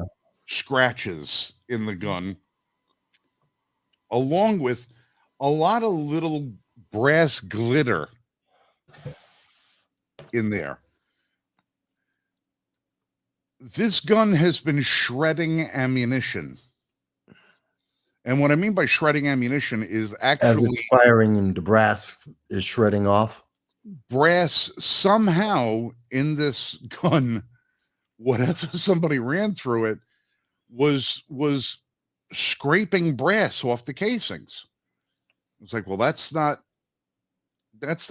good. That's not good. You expect to see some brass on a certain part of the slide where the round slides up into the firing chamber, but Mhm. not there, not where I'm seeing it, and certainly not in particulate. So I take the recoil spring out. The only other part you take out is the barrel. And on closer inspection of the barrel is full of carbon along the breech. And when I looked down and I took the bore stake out, not the bore stake that you clean with. I have a bore stake camera specifically designed for inspecting barrels. The lands and grooves in the gun, all right, you have the lands and grooves. These are what the two components of what make rifling in a barrel. Right. The So little right. line that twists. Yeah. Like when you see the James Bond opening and you Yeah. see that corkscrew, those are called lands and grooves. The lands are the high parts of the barrel that grip the bullet. Mhm. The grooves are the little spaces between the lands that when the bullet is fired into the barrel, it's slightly larger than the diameter of the barrel, and that's what puts the spin on the bullet so that you have a better trajectory and you have better accuracy. Mhm. The lands are extremely shiny, and the grooves are packed with filth. Packed. I'm So they friggin' didn't even clean it right. They didn't even clean it right. clean it right. If I took, all right, I have my SIG that I carry, my 365. I probably got 400 rounds for that gun by now. I have never cleaned it. I've never cleaned that gun. I actually don't like to clean my guns that often. All right. The one, if they're going back in the safe, they go back in the safe and they're spotless. But the guns I carry are generally going to be a little dirty. All right. I like to actually have a little bit of grit in them. If your gun only shoots when it's clean, it's no good. You got to have a gun that works when it's dirty. You want Yeah. a dirty gun is a happy gun. Right. My gun that I got through 300 rounds through it is twice as clean as this gun. And fundamentally speaking, they're the same design. It's a striker fired 9mm subcompact handgun. There's only so much different you could make with them. This friggin' gun has got more dirt in it than any of the carry guns that I have at my disposal. Because I alternate the guns from day to day, week to week, outfit to outfit. Depending upon what I'm wearing, where I'm going, I switch guns. All of those guns, if I sprayed solvent into all of them, soaked them, got all the dirt out, and let the solvent evaporate, and was just left with the grease, grime, dirt, copper, and lead, out of my 4 guns that I got sitting around, there'd be less dirt than what's in this friggin' thing. This is a new gun. No, it's not. It's not. I hesitate to read the email when they said, "Oh, for your inconvenience, we're going to send you a new gun." Now, this is actually the gun I wanted them to send me originally. I wanted to do a review on this particular gun. And if this is how they sent it to me, well, I know it must work because it worked for somebody else. Whether or not it works for me, now, the whole point of a striker-fired gun versus a hammer-fired gun is in the trigger pull. That's the whole point of having the gun, is that revolvers and double-action automatics have a long, heavy trigger draw on them. Right. And the point of them is you have a shorter trigger that's lighter to pull. So, and I'm going to aim this at the camera to demonstrate, so that when you're firing, you're going to have recoil. But if you've got a heavy trigger pull, you're pulling the gun to the left, or you're pushing the gun to the right, you're pulling it down, or you're anticipating. You got a lot of heavy trigger pull, you're not as accurate, you're not as fast. So the whole point of the striker-fired gun was to give a short, crisp trigger break so that the only thing you have to worry about is the recoil. And if you can mitigate the recoil, you'll be a better shooter. This friggin' thing, my SIG 365 has a trigger draw of about 5.5 pounds. Right. It's about normal. All right. I put this on I have a Lyman scale inside that tells you trigger weights. Right. 13.5 pounds. What? Just 13.5 pounds. And the reset on it is 3/4 of an inch long and another 13.5 pounds. The trigger draw on this gun is heavier than the one I sent back. I measured that one at 12.5 pounds. This one comes in at 13.5 pounds, and it's a striker-fired gun. It's striker-fired.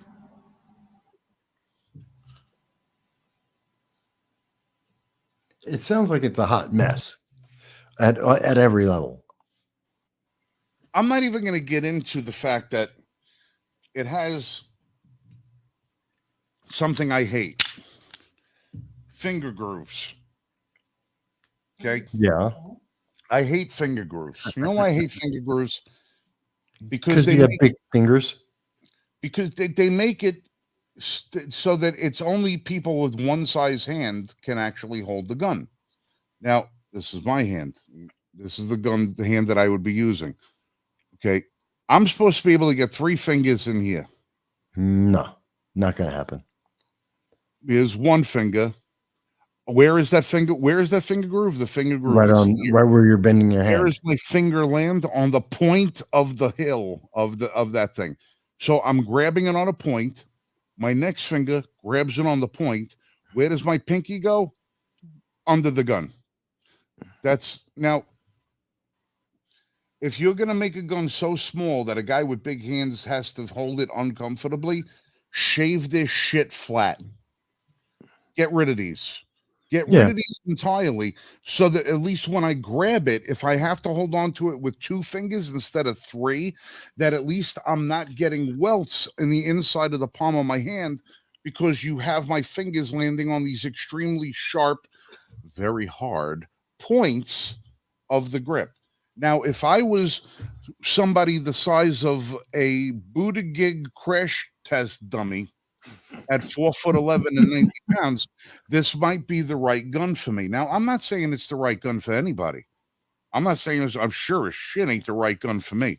But if you're going to make a gun that is supposed to be appeal to people who don't have a lot of money, that can't really afford to go out and get a $600, $700, $800 handgun to defend themselves, at least make the gun as carry friendly as possible by making it comfortable for the widest variety of owners that You you would might think. find. Okay. Don't manufacture a gun that you're only going to limit yourself to a certain segment. You're already limiting yourself to a segment of the population because 1, you're Sky, you have a reputation. 2, it's an inexpensive gun and value is a perceived notion. If people think the value of something because you have a low price on it means less quality, you have now another set of issues Right. to worry about. But if you're already trying to climb a couple of hills, eliminate these, eliminate those. All right. Make the gun at least a little bit more friendly so more people could carry it. If the gun were reliable, all right. Now I haven't fired this thing yet, but the last one I had, I know was not reliable. I would Right. never stake my life on that gun. If the gun is gonna be at least reasonably reliable, and it doesn't cost you anything to shave these things off, and they have a line of the CPX3 doesn't Without have that, these lines in it. They don't have them.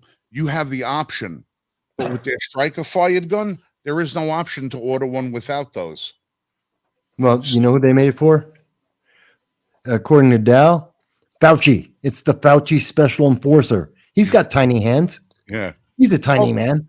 Well, you see, that's the funny part of the thing that I find about this gun is when I find somebody who has a gun, has a hand that approximates the size of hand required for this to fit comfortably on, odds are they're going to have a limited amount of finger strength anyway. So you build a gun for small hands with a trigger that they can't pull. The only people who can pull the trigger is people with a hand large enough and strong enough that it don't fit on the gun. So what the hell did you make? Honestly, what did you make? I don't. Well, that's why they make it for Fauci, so that he can carry it, but he can't do anything with it. Protect everyone else from Fauci's of the world. I don't know. And Dal, to answer the question, I didn't mean to ignore. I was just looking over at the other screen over here. This is a 9mm. It's not a 32. It's not a 25 ACP. This is a 9mm. I have a 25 ACP in my closet behind me over here. It's my dog walking gun that is half the size of this and twice as comfortable and 5 times more reliable. So, No, there you go. but I'll tell you, I wish to God that the people at this company would let me come in there for like a week and say, listen, let me help you redesign your guns and I'll give you something worth selling. Yeah, I was thinking that while you were going through. It's like, you know what? The marketing team needs you. The design team needs you. Well, oddly enough, I had an idea the other day, and I have to get with a couple of my brain trusts while I'm recovering from my surgery next week, and I have a brand new firearm idea that I think is going to be pretty cool. It's going to be something very, very unique. So I just got to get with a couple of the right people and discuss it with them and see whether or not. You're gonna make a custom caliber? No. It's just a custom, a new design, new operating system, new basic new platform for Okay. a firearm that I think is going to answer some questions that are going to that a lot of people have asked without them even knowing that they asked it.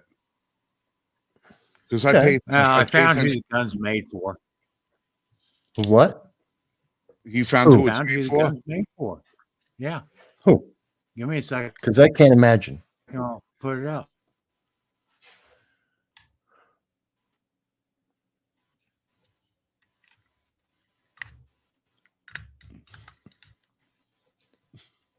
Seemed like you should have sent me the link. Well, to be fair, last week we tried to have the links pre-done. Yeah. So we could save time in the show. This week I just kind of dropped this one on everybody because I only got this today. Oh, yes. Like, There you go. Yeah. Yeah. dude, Tiny Seriously. hands and a few other things too. seriously, dude. All right, unshare that. Unshare that. Get that out of there. Crying out loud. I didn't eat dinner yet. Now I don't have to. Yeah. Now you're not hungry anymore. Crying out. Give a brother some warning, will you? Oh, great. Now it's showing up on delay on my other screen. So I get to see it twice now. That's what I get for moderating the show on it. Crying out loud. But anyway, ladies and gentlemen, I'm going to put this up here so I don't have to see. Today's episode is not brought to you by the makers of Sky. Listen, again, if you guys if anybody is carrying one of these guns made by this company, I'm not going to badmouth the whole company because I like the company. I do. They're really good people that work there. This thing showed up here.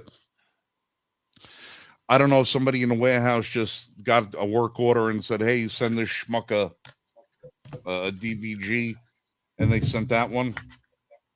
I don't know how this one showed up here.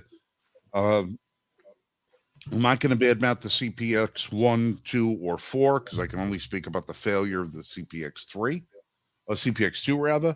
If you're carrying that CPX 2, especially the last generation, don't carry it. Do yourself a favor. Have somebody look at the gun that knows what they're talking about. Drop it off at your FFL. Have them take a look at it. Ensure that the firing, that the recoil spring is not going to jump the perch inside of it. Do your due diligence. Your firearm is the only thing between you and the bad guy. So make sure that whatever firearm that you have is going to go bang every time you need it to, and not just when you're at the range. So it has reliability is first thing. And we care about everybody, regardless of who you are, where you're from, your party affiliation, whether you dress like that idiot who was just on the screen that Michael shared without my knowing that he was going to do that and disrupted my appetite. We care too. We don't want anything to happen. We don't want anything bad happen to anybody. You're buying a firearm to prevent bad things from happening to you. Don't let bad things happen to you on account of the purchase you made. So take that with a grain of salt. And just be wary. Be wary. Go to the YouTube channel. Go to the Range Report. You'll get my full synopsis on everything that we got. And if if I say something's decent, it's because I beat the ever-loving crap out of it. And if I say something's decent, remember, just about every gun, with the exception of a few, every gun on that channel is something that I bought with my own hard-earned money. I don't buy crap. It just so happens that the guns that people sent me are the ones that don't work. So it's got to tell you something. Yeah, it does. This is a lot. What are you going to do? But yeah, we're in, what is this, an hour and 54 minutes into tonight's broadcast. Yeah, it goes by fast. Yeah, must have been all that artificial intelligence. Yes, Jen, you were able to take your gun apart and put it back together. Congratulations. Jen, listen, I have been trying funds are not where they should be. I wanted to go get a GC3 California model with the safety because I wanted to do a little range review just for you. I just have not had an opportunity to get a couple of $100, together extra to go buy a gun because they don't. I went to go rent one at my range, but they don't have one for rent, so I haven't been able to review that gun for us. The only way I can review it is if I buy one, and I don't have enough money to buy one right now because I'm still out on an injury, and I'm going to have less money next week because by the time I speak to everybody next week, I'm going to be coming here speaking to everybody with a head full of painkillers because Surgery. next week's surgery is set for Friday, the same Oh, day. that'll be fun. Yeah, the same day as the roundtable. So you might notice I'm in my new abode, so to speak. This is my lovely backdrop, and I've got sound deadening equipment, stuff sporadically placed because I'm sitting where my car should be. I'm currently in my garage. I have my lights adorning the location. I'm on a concrete floor. I have a ramp 8 feet to my right so that I could wheel myself in and out for your viewing pleasure. And this is now, my camera is 9.5 feet away from me because I can't use the regular laptop computer in here because the Wi-Fi signal sucks. So it's all complicated. But No, I get it. the things I do to make sure that we have a show. I understand. By the way, I'm trying to share this. Want everyone to know that you don't have to worry about AI. You don't have to worry about Sky and having a firearm that may not actually be a firearm. But instead, we have this. Whenever Frank shares it with everyone. There we go. You're going to be safe. You don't have to worry about AI. You don't have to worry about second civil war. You don't have to worry about Iran trying to blow up US subs around the world. No, everything's going to be fine because environmental justice is the number one. In other words, climate change. Biden is going to make sure you're okay because climate change, not the cities burning down, not 15-year-olds that are going around and shooting up Sweet 16 parties. Nope, none of that is the problem. No, it's climate change. And he's on the job. Don't you feel safer now? Oh, I feel so safe. Now, I noticed this past week, Chicago, the same time right around when they announced that the DNC would be having their convention there, that a bunch of teenagers, underprivileged, misunderstood, innocent teenagers. You mean black kids? Took to the streets, and this is how their mayor, said we shouldn't vilify, and we shouldn't. Oh yes, we should describe anybody. They took to the streets and they looted dozens of stores, burned down dozens of cars, got into riots and fights with everybody. People were shot and everything else like that. But the mayor-elect says we shouldn't vilify the teenagers that tried to burn down their entire city. So to the Democrats list, dudes, your convention is going to be off the fucking chain. That's going to be awesome. It's going to make the 68 convention, oh man. What was it saying? The 90s, it was a movie. Dennis Hopper said a line in a movie, the 90s are going to make the 60s look like the 50s. Blue Velvet? Yeah. It was a movie that I remember. It's just one line I remember from the movie with Dennis Hopper in it, and he said, "Man, the 90s are going to make the 60s look like the 50s."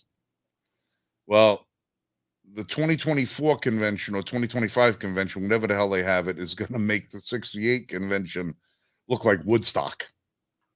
They're just going to lose their minds. It's Chicago. Of course, they're going to lose their minds. It's just stupid. It's just stupid. Now, something else that we didn't mention already was the housing authority in higher rates to people with good credit.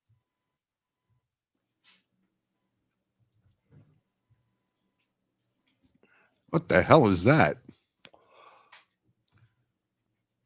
I think that was me. Was that you? Yeah, I think that was me. Oh, by the way, the movie was Flashback. Yeah, that's Made in the, 1990. yeah. And I don't know that movie. I thought I knew most of his movies. I don't know that one. Yeah, I see. For some reason, it was the only thing that I remember from that movie. I didn't even see the movie. All I remember was that was one of the phrases used in the coming attractions for the movie. I don't think many people saw that movie. No, I tried to share a screen, but I couldn't. Oh, do I you know how to guys share hear it, but- about?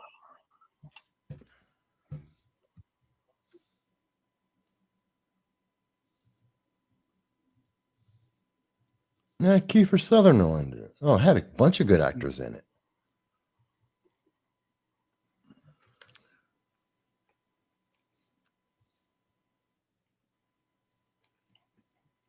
What? Did everyone freeze or did I freeze? Did No, you I guys think hear?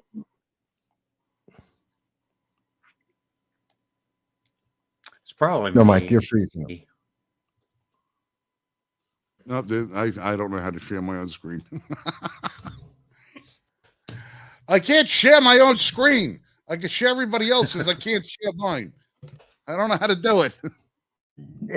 You should just go into, you'll see the present. You'll click on present. Yeah, I It'll did that. and it'll show you, you're going by the tab, not the screen, but the tab on your screen. So you got to pick the actual thing you want to show.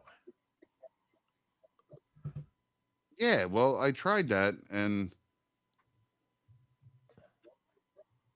for some reason, oh, there There it you goes. go. Now it works. All right, so if you ever want to know what it looks like from my point of view while we're doing a show, that's what it looks like. That's not so bad. Nah, this is the switchboard. There's my there's my up close and personal computer that I do the research on. There's my viewing computer. That little screen up there is the one that's attached to the camera. That's right over here. And then there's one of my spotlights.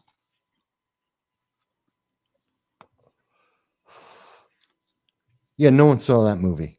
Made $6 million in the US and Yeah. Canada.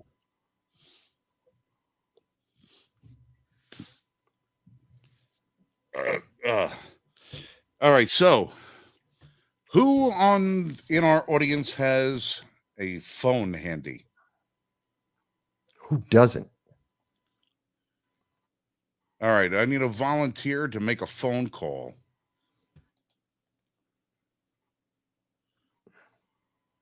Somebody in the audience over there on the sidebar, tell me yes or no, and I'll see if I can't make something happen.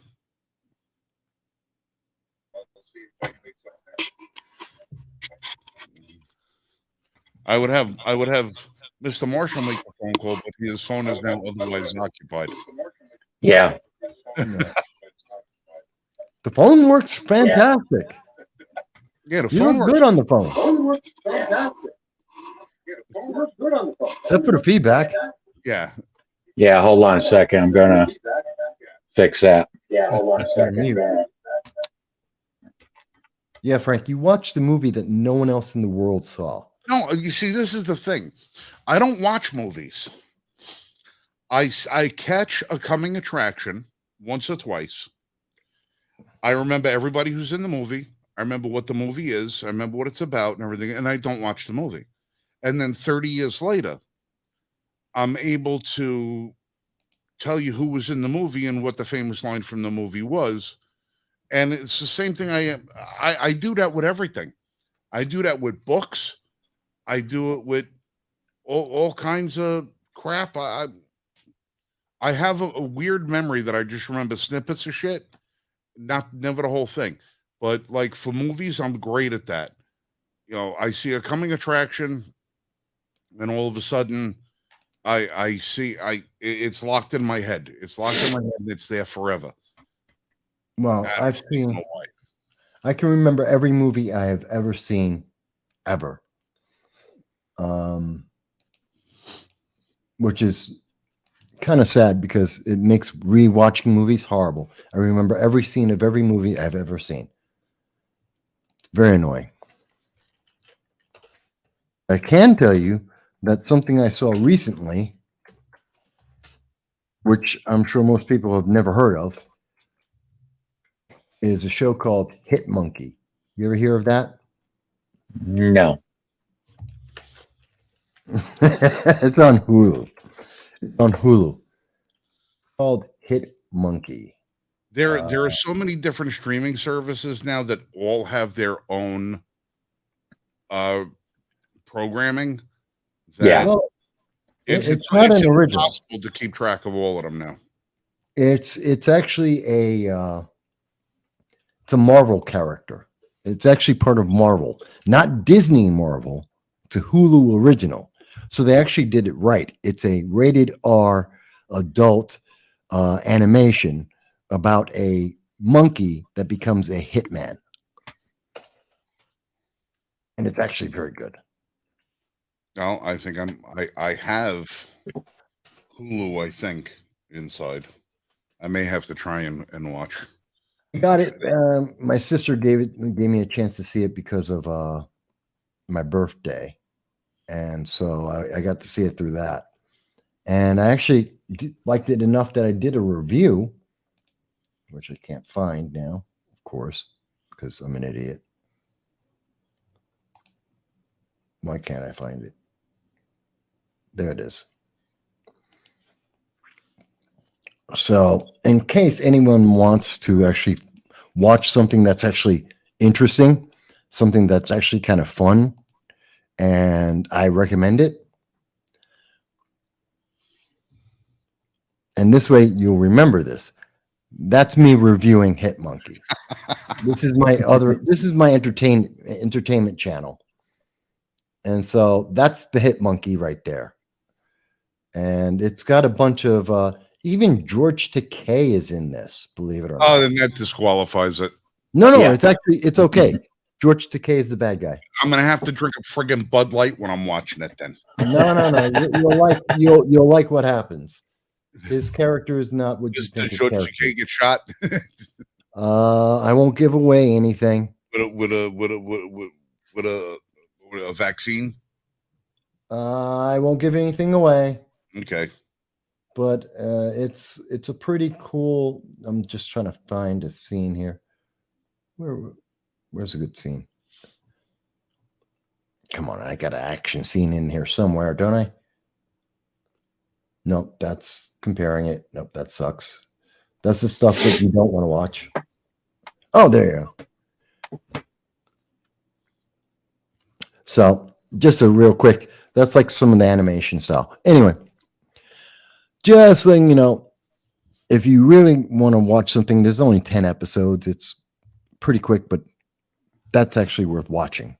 And that's worth remembering, Frank. And how hard is it to say Hit Monkey? Well, I will give it a shot. I'm home alone this weekend, whilst Lori is out gallivanting through the state of Florida. So I will give the Hit Monkey a try. Yeah, it's worth it. I think you will enjoy it. I enjoyed it. Now, there's one other thing that I wanted to bring up before we close tonight. Did you guys hear about the Federal Housing Authority increasing interest rates for people with good credit? Yes, I heard that if your credit is poor or under 650, you get a 1% rate. But if you have a credit rating above that, you get to pay 740. above 740, you get to pay 1.75%. So now you're being penalized for having For paying your bills. That's stupid. They're incentivizing being poor. Yeah. They're creating a bubble. They're going to create another housing crisis. Well, not only the housing crisis, but it's incentivizing people to not succeed in life and to be poor and dependent on the government. Mm-hmm. That's just Exactly. sick. And then you're going to have the same shit happen with the subprime mortgage situation. You're going to have a lot of people who buy a house that can't afford to buy a house. They're going to get it because of a low interest payment. And then the government is going to sell the mortgages off to another bank that's going to turn around and not have to abide by the same rules and regulations. The interest rates are going to go back up to 8-9%. And all of those people are going to be homeless again. And then voila, In 30 years. Another federal bailout. So the people with the good credit are not only paying a higher rate, are now going to have to pay more taxes to bail out the people who shouldn't have been able to buy homes in the first place because their credit rating was so poor because they couldn't pay their bills, but now they were able to buy a house they couldn't afford. But you're forgetting the benefit here, Frank, that because they're doing this in the next election, there'll be all the Democrats who say, I got a house. Yay, it's all free money. And they'll vote in a bunch of Democrats. And in 30 years, the kids of those parents are going to lose all their homes because of what Democrats did. But then it's so far into the future, everyone can just blame it on Republicans. Well, I guess they probably figure a Republican will be in the White House at the time the collapse comes, and then because it will be some sort of a mismanagement issue that no one's going to know how to address, the Republican in charge will wind up getting the blame for it. Of course, because, who remembers history and how we got there, like 1986, which leads to 2008, of course. Well, that's like I say, it's all Democrats are masters of playing the long game. In the private chat, I just put up a link. If somebody could put it up for me. I'll do it.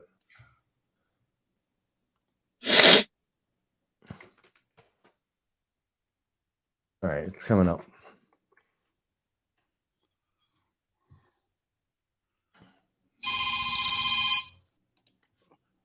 I'm getting a phone call from West Virginia. Yes, but before you do that, you got to share the screen.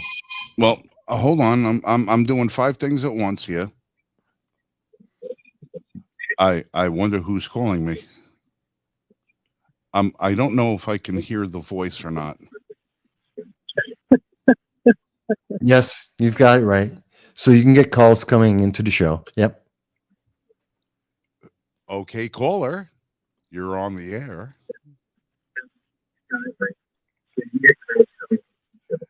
And we have a crappy phone reception.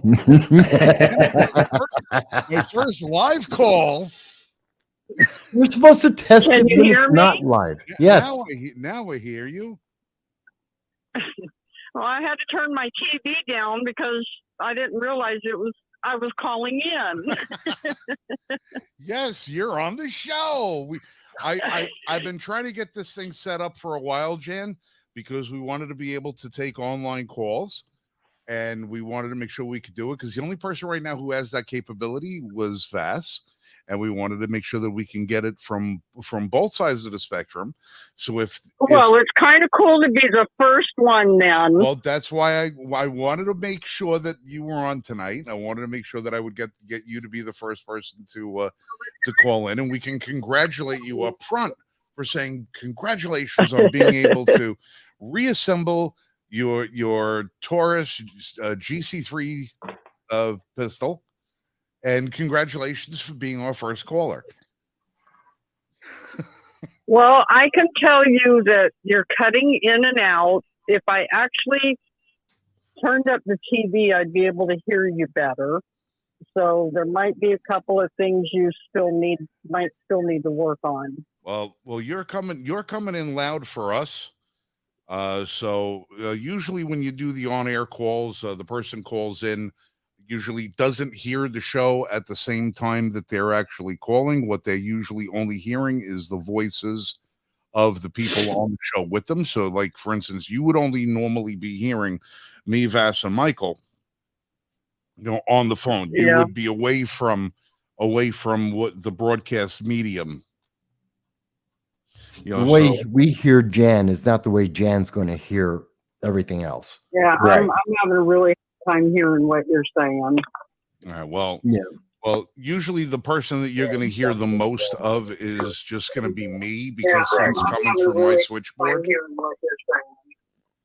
You might not hear the other guys too much, because for you to hear them, my ears would be bleeding, and like my ears are bleeding now because I hear me coming out of your television or whatever. So, Yeah, there's a feedback loop. yeah, I just had to drop that. All right, Jan, we just wanted to get that call in and out of the way first.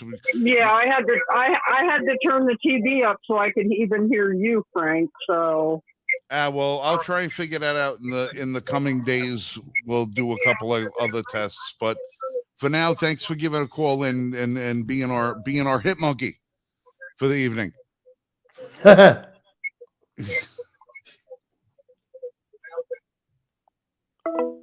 All right, so I had to disconnect that from Jan. That feedback was a little bit much, because for me to hear her, I have to have these headphones way up, and fast as you know, that can cause.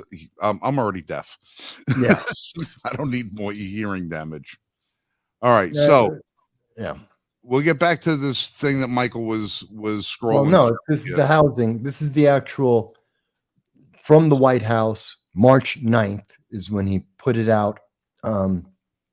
It's going to cost us $175 billion. That's it. Gee, why is inflation going up? I don't know. Maybe because they're spending $170 billion of discretionary, of mandatory and discretionary. You can't get rid of this thing. Come on, man. There's no inflation. And here's another thing. Let's get this one. It's not in that particular proposal, but in another one of his, he's wanting to make the eviction harder.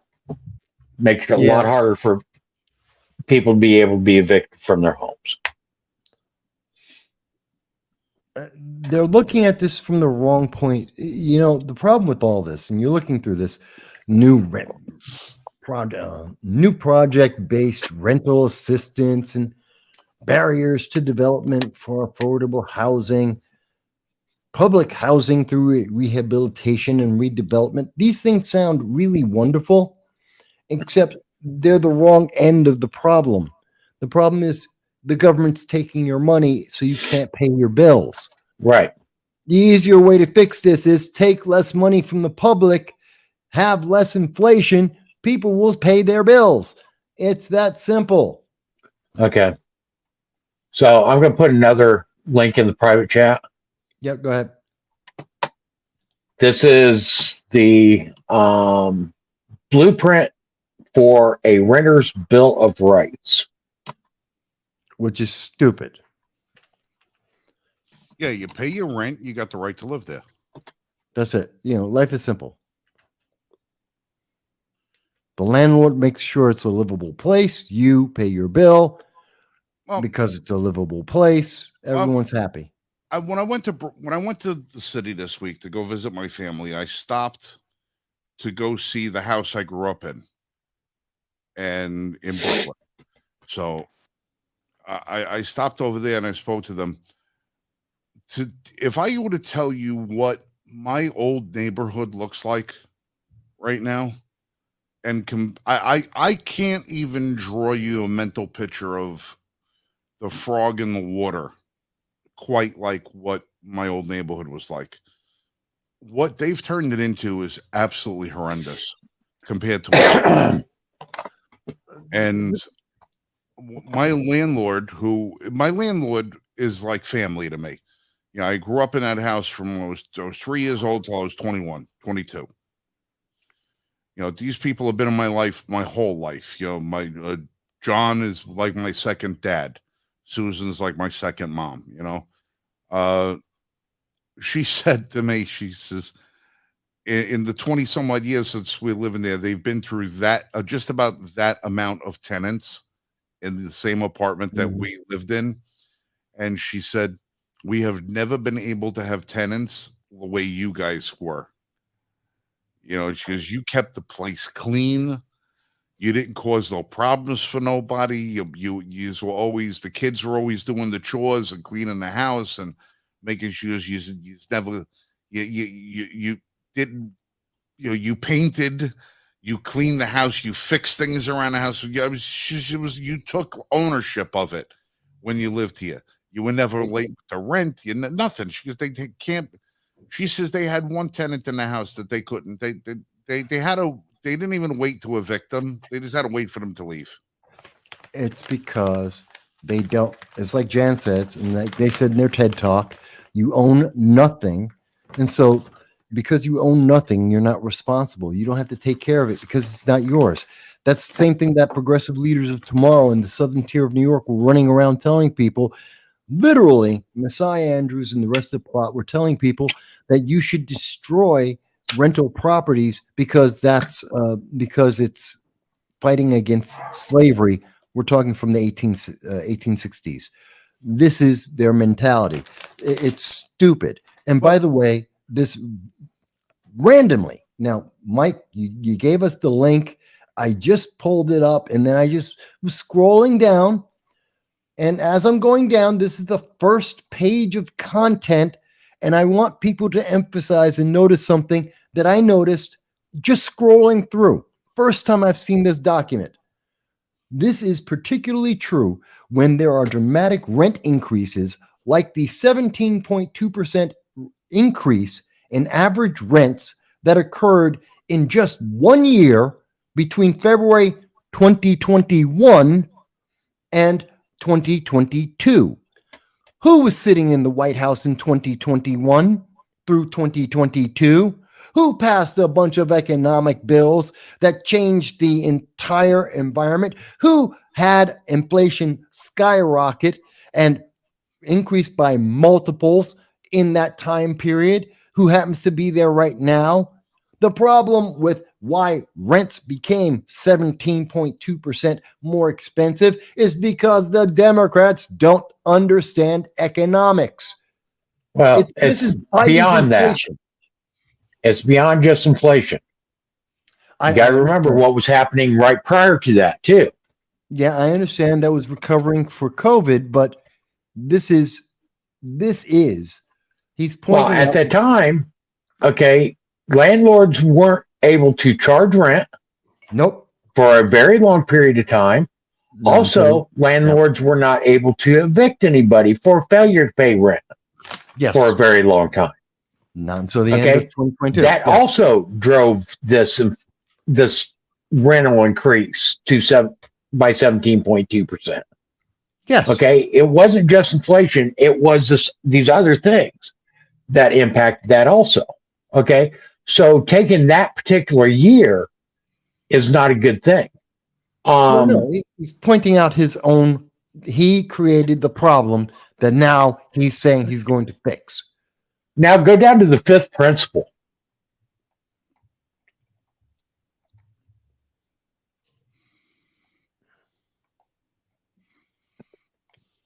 Fifth principle. Okay. What am I Okay, eviction prevention, diversion, and relief. Renters should be able to access resources that help them avoid eviction, ensure the legal process during the eviction proceeding is fair, and avoid future housing instability. To prevent evictions, this is the first paragraph. Oh, first paragraph. Okay. To prevent evictions, renters should have access to just and good cause eviction protections that require a justified cause to evict the tenant, and tenants need to receive adequate notice if their lease is not being renewed. Okay, and it goes on down here. If an eviction is filed, tenants should be given 30 days notice of an eviction action and the right to counsel during the eviction proceeding. The eviction proceeding should be fair and provide protection from extrajudicial evictions and lockouts. A hearing in language the tenant understands with qualified interpreters, a trained, competent, and independent hearing officer, due process protections, including a written record and the ability to present evidence, cross-examine, and conduct discovery. You got And more the ability rights for- red flag. What's that? You're getting more rights and protections and guarantees than red flag action. Yeah. And conduct discovery and the ability for the tenant to appeal the eviction judgment without bond requirements. Then, if you are evicted, it's immediately sealed, so nobody has access to any evictions that you have been previously subjected to. So if you have a history of burning down the place that you got evicted from or destroying it, no one gets to know in the next house that you get. So you Exactly. keep doing it over and over again. Exactly. Yeah, that's a good plan. Okay, and the only time they can be unsealed, eviction records, both filings and executed judgments should remain sealed for any minors, for tenants who prevail in their eviction cases, and for tenants who reinstate their tenancy after entry of judgment. Court should only unseal eviction records after a judge decides against the tenant. So, even if there is an eviction proceeding, previous eviction records can't be unsealed until after a judgment has been issued against and the eviction proceedings going on at the time.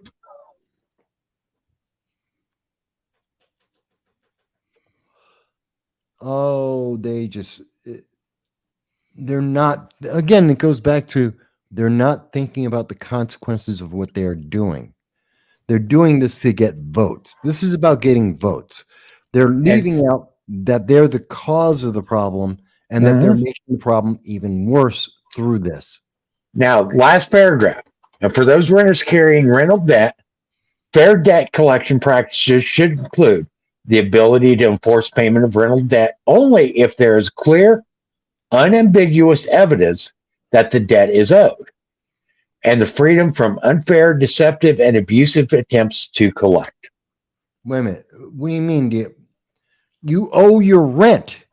You have a lease or month to month. You owe the money. You lived there. Now, What here, else do I need to prove? no. Clear, unambiguous evidence that the debt is owed. So, the renter could say, I paid in cash and I didn't get a receipt. The burden shouldn't be on the landlord on that. It's there's something that's called the buyer beware. It's your responsibility. If you're a dumbass paying in cash, it's your responsibility to get the receipt.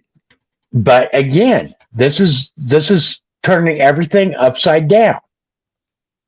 That's the whole purpose of this, is to make it so that it is impossible for a landlord to evict a tenant. And some tenants need to be evicted. Exactly. But that's the whole thing, is to make it just about impossible. Do you know there's an apartment building across the street from my house? Right across the street. There's an apartment building. And I know the landlord. He bought the apartment building after I had bought my house. And I have seen him 5 times in 12 years have to renovate the entire building. They're renovating the building right now because the tenants, and this time he's not going to do it going forward, but he had DSS, people who were getting government assistant and government housing for his apartment building. So he had guaranteed check.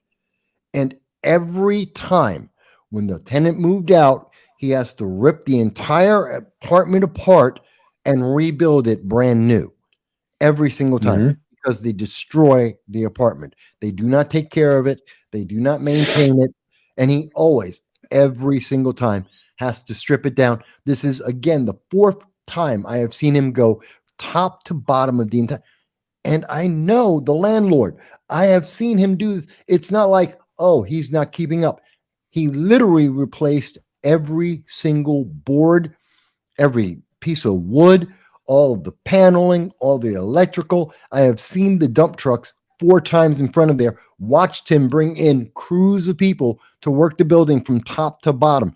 You can't tell me, oh, he's being a slumlord. Not when he put in everything brand new 4 times. This is what this is creating. This is creating a problem where, and then people go, well, why is the rent so high whenever he wants to rent to an individual? Because he's got to pay for all that stuff. And I think the last time he sued the city to make sure the city would pay for it, which of course hits all the property owners because we got to pay for it this time. It's ridiculous. This is going to hurt. This is going to raise rents. It's going to make it more expensive to be a renter. It's going to make it harder to be a renter. And it is going to also help to increase inflation because Now, it's stupid. go to the next page. And on there, third paragraph down, it says, prior to the pandemic, few federal, local efforts supported eviction prevention or fair eviction process, and only a few of these had been evaluated. Research shows that significant procedural differences in the eviction process across jurisdictions can affect outcomes. Well, you can't say Preliminary evidence showed the role of legal representation suggests that it may reduce the odds of an eviction filing, resulting in a warrant to evict. One study found that the expiration of pandemic eviction moratoria was associated with doubling of instances of COVID-19 and a 5-fold increase in COVID-19 mortality, suggesting that these moratoria reduce COVID-19 transmission and mortality. you can't say that. The very first sentence in this paragraph tells you that the rest of it means meaningless. There are very few actual studies. Research hasn't been done. They just told you that's the first sentence, so that anything they say is guesswork. There is no significant body of work, and you're trying to correlate where and how someone lived with how their health care may be. You can't do that. Human beings get sick for different reasons in different locations. You're talking about different body types, different health styles, talking about eating habits. There's so many other factors in this. You can't say what they're saying here because it is pseudoscience. It is meant to sound like it's going to protect you. They have no clue whatsoever, and they have no research to back it up. None. Right. It's stupid. Kind of sounds like a vaccine, doesn't it? Well, guys, with that, I'm gonna actually pack it in because I'm hearing the dogs inside. Getting a little antsy, and since I don't have anybody here to help me maintain peace and tranquility, I am chief cook and bottle washer this evening. So I have to feed and water the dogs, take them out, let them do their business, bark at the neighbor, and all the rest of that. So I'm going to say goodnight to everybody. Everybody, thanks for watching. You guys can keep going at it if you wish. Until next week, if you guys could, I don't ever ask for nothing, but last 4 surgeries I had didn't turn out quite as well as I had hoped. So if anybody's got a line to the big guy, put in a good thought for me. I could use it because next week I'm going to be so doped up. I'm looking forward to it. The only thing I'm looking forward to about next week's surgery is the anesthesia, because it's the only time I actually sleep well. So until I see you guys next week, love you guys. You take care. You be safe. Be well. Be safe. Shoot straight. Catch your kids next week. All right. Have a good night, Frank. And I guess. And we're actually going to wrap this up because my battery's starting to die. Oh, So, But- with that being said, this document's stupid. I mean, we are seeing repeatedly, and you know what? They're counting on the fact that one, no one's going to read. The average person is not going to read this, and two, they're counting on the fact that they've worded it in a way to make it hard for someone to understand what they're actually saying. You know, they did that whole lawyer speak double talk. Here, we just told you that everything that's going to come after this is meaningless, that we have no justification for it, that there's no way to actually prove what we're about to say. By the way, we're also going to tell you that we caused the problem, but don't worry because we've got a solution for the problem we started. And the real answer is just don't spend the money. well, If they didn't and tax us, they didn't spend the money, they wouldn't have to tax us as hard. We would have less inflation. We'd be able to pay our bills. This is stupid. well, here's the thing on all this. There is nothing in the Constitution that gives the federal government any authority over this to begin with. Well, yes, it's a local matter. This is Exactly. local government. Exactly. The federal government has no authority on this at all. No matter how you try to twist the Constitution, there is no place in the Constitution that gives them the authority to do this at all. True. This doesn't fall under any of the powers of the federal government. It's not interstate commerce. It's not national security. It's not safety of the public. There's nothing. It's not taxation. Nope. There's nothing. Nope. This is Absolutely zero. Yeah. Okay, even so you have trouble can't. having the state say that they have jurisdiction because this is absolutely municipal. This is your Right. municipality that would have Exactly. Exactly. So yeah, this is one that, again, this is where we need to be enforcing that our government abide by the Constitution. Okay. And the various agencies that they mention, HUD is unconstitutional. Mhm. Freddie Mac and Fannie Mae, which are federal program lending programs, are unconstitutional. There's all kinds of areas in this particular realm that we need to be reevaluating the constitutionality of the existence of these various departments. Okay. Housing and urban development is one of those that the constitutionality, it isn't even questionable. It is outright blatantly opposed to the Constitution. Yeah.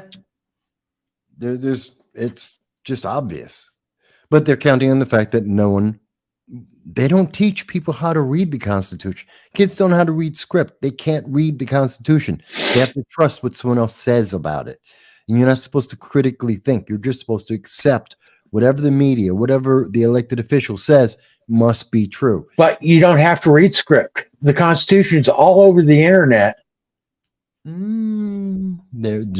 They word things differently depending on the version of the Constitution you're looking at.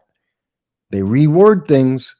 A lot of it gets reworded and the definitions get changed because they have to write it in modern English for a modern government. If you go to, I always bring up the Senate.gov version of the Constitution. Mhm. It's verbatim. The Constitution. They can't change it there. Right. Okay. And that's where I get it from. Okay. And you can find these. Okay. So there is no excuse for anybody not being able to read the Constitution. Yeah, it's crazy. This is crazy.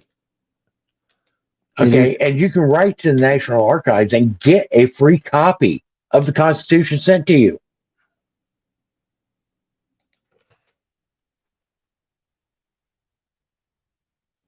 Okay, National Archives gives out pocket constitutions. Plus, there's a bunch of other organizations that give out pocket constitutions that are verbatim the Constitution. Okay, so you don't have to read script. Okay, that is bull. There is no excuse. There is no reason for anyone not to be able to read the Constitution, and it is in plain English. Yeah, they took the time to make sure that the founders took the time to make sure the writing was readable by virtually anyone. If you can read English, you can read the Constitution. It's that straightforward.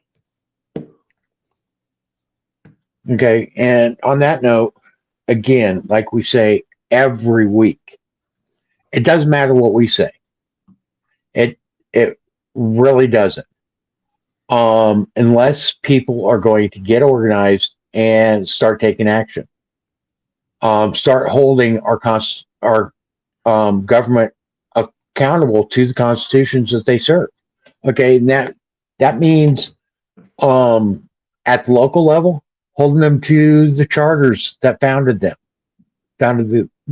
local authorities, holding state governments accountable to their state constitution and the federal constitution, holding our federal government accountable to the federal constitution. Okay, until we actually start doing that, nothing's going to change. Government is going to keep expanding and growing more and more power, and we are going to become less and less free until we start holding our governments accountable. And we can't do it as individuals. We have to do it as a whole. So we need organizations like the Liberty First Foundation that educate people about the Constitution. We need organizations like the 10th Amendment Center, the National Center of the Constitution.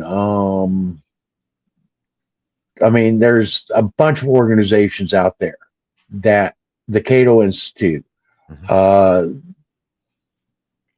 et cetera, et cetera, et cetera. I mean, like I said, there's numerous organizations out there that advocate for the Constitution, and that we need to actually start supporting. We need to start supporting other organizations to do that. And one of the ways that you can support the Liberty First Foundation and its mission to educate people about the Constitution is by becoming a premium member. For $15 a year, you become a member of Liberty First Foundation, which will help us extend our reach and to help us start getting out there in front of people, because what we do costs a lot of money. Plain and simple. Okay. The streaming service that we use every week to educate people with, websites, numerous other expenses that we incur that are out of pocket. Okay, and we need some help. We are at our financial end, where we are doing everything that we can with financial resources that we have. However, with a few people assisting, we'd be able to do a lot more. So I do urge you to become a member, a premium member for the Liberty First Foundation, by visiting our website and going there and sign up, become a member. You can also help us spread the message by liking, sharing, and commenting on our content. Okay, whether that's through YouTube, Facebook, Twitter. We're doing some stuff on Instagram. Basically, all the social media platforms. Help us spread the message, because the more people we can talk to, the more people we can reach, the more we can start organizing together to start changing this country back to what the founders intended for the future of this country, which was a country that was providing liberty, protecting rights of the individuals, okay, and not one that was trying to corrupt itself into an oligarchy of the servants serving the elitists. And with that, I want to say thank you for everybody who's watching. I want to thank everybody who's in the chat room, offering their comments and insight. And I want to thank Frank and Mike for being on tonight. And we will see you next week. We're here every Friday night, 9 p.m. Eastern Time.